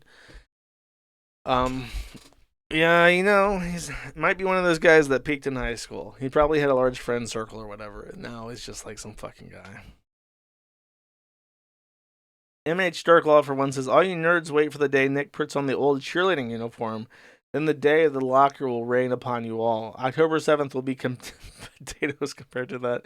Bro, once he's like in his little leotard with his package tucked in, doing like swings off bendy bars and landing on mats and shit, I'm fucking done. Once he's like building little pyramids with Aaron Imholt to form like a Voltron. Like a cuckold Voltron with his awesome cheerleading tactics is fucking Jover for the Kiwi fag prudes. Haramburger for 2 says, a final solution to the Joker problem, 14 thrusts and an 8.8 incher. Bats isn't the Dom Joker deserves, but he's the Dom Joker needs. Cape shit fan fiction is really special. Chat. You think that, I don't know, he's a rich boy. He can probably go to India and get like a penis enlargement surgery or something if he needs to. You know what's funny? Speaking of Joker rape, there was a thing that was trending on Twitter where Quentin Tarantino said that he liked the second Joker movie. And my immediate thought with that was that there's a fucking gay rape scene in Pulp Fiction where Marcellus Wallace is like abducted by rednecks and butt fucked in the cellar of a pawn shop. And I'm like, Quentin Tarantino must have saw the gay rape scene and was like, bravo. Very weird. Pulp Fiction is one of the best movies ever made, by the way. I recommend it to literally everybody. Sneedo for 1 says, Chromacopia. Fascinating. Sneedo for 1 says, I took a floating day and I got to work off on Thursday, not because of the stream, but because I'm also taking my nieces and nephews trick-or-treating. Have a good night, Josh. Well, that sounds like a lot of wholesome fun. Thank you. You also have a good night. And Gormless Wonder, for 1, says, send Bossman a children's book of mazes to solve. Like a rat? He's just a rat in a maze? Is that what you're saying? Come on now. I'm not going to slight the boss. I'm not going to kick a man while he's down. What kind of fucking sadistic shit is that? Oh, man. I almost forgot what I was going to play as an outro song. And I had something completely fucking different lined up. But I remembered what it was going to be. Okay. See you motherfuckers on Thursday. Take it easy and stay nerdy. Stay nerdy, y'all.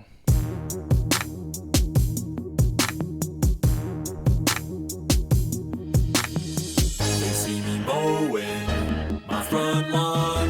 I know they're all thinking I'm so white and nerdy. Think I'm just too white and nerdy. Think I'm just too white and nerdy. Can't you see I'm white and nerdy? Look at me, I'm white and nerdy. I wanna roll with the gangsters, but so far they all think I'm too white and nerdy. Think I'm just too white and nerdy. Think I'm just too white and nerdy. I'm just too white and nerdy. Really, really white and nerdy. First in my class there at MIT. Got skills, I'm a champion of D&D. MC Escher, that's my favorite MC. Keep your 40 out, just have an Earl Grey tea. My rims never spin, to the contrary. You'll find that they're quite stationary. All of my action figures are cherry. Stephen Hawking's in my library. My MySpace page is all totally pimped out. Got people begging for my top 8 spaces. Yo, I know pie to 1,000 places. Ain't got no grills, but I still wear braces. I order all of my sandwiches with mayonnaise. I'm a whiz at Minesweeper, I can play for days. Once you see my sweet moves, you're gonna stay amazed. My fingers moving so fast, I'll set the place ablaze. There's no killer rap I haven't run. At Pascal, well, I'm number 1. Do vector calculus just for fun. I ain't got a gap, but I got a soldering gun. Happy Days is my favorite theme song. I can sure kick your butt in a game of ping pong. I'll ace any trivia quiz you bring on. I'm fluent in JavaScript as well as Klingon. Here's the part I sing on. See me roll on my Segway. I know in my heart they think I'm white and nerdy. Think I'm just too white and nerdy. Think I'm just too white and nerdy. Can't you see I'm white and nerdy? Look at me, I'm white and nerdy. I like to roll with the gangsters, although it's apparent I'm too white and nerdy. Think I'm just too white and nerdy. Think I'm just too white and nerdy. I'm just too white and nerdy. How'd I get so white and nerdy? I've been browsing, inspecting X-Men comics, you know I collect them. The pens in my pocket, I must protect them. My ergonomic keyboard never leaves me bored. Shopping online for deals on some writable media. I edit Wikipedia. I memorize Holy Grail really well. I can recite it right now and have you ROTFLOL. I got a business doing websites. When my friends need some code, who do they call? I do HTML for them all. Even made a homepage for my dog. Yo, I got myself a fanny pack. They were having a sale down at the Gap. Spend my nights with a roll-up bubble wrap. Pop, pop, hope no one sees me getting freaky. I'm nerdy in the extreme and whiter than sour cream. I was in AV Club and Glee Club and even the chess team. Only question I ever thought was hard, what do I like, Kirk or do I like Picard? Spend every weekend at the Renaissance Fair. Got my name on my underwear. They see me strolling, they laughing and rolling their eyes cause I'm so white and nerdy. Just because I'm white and nerdy. Just because I'm white and nerdy. All because I'm white and nerdy. Holy cow, I'm white and nerdy. I wanna bowl with the gangsters, but oh well, it's obvious I'm white and nerdy. Think I'm just too white and nerdy. Think I'm just too white and nerdy. I'm just too white and nerdy. Look at me,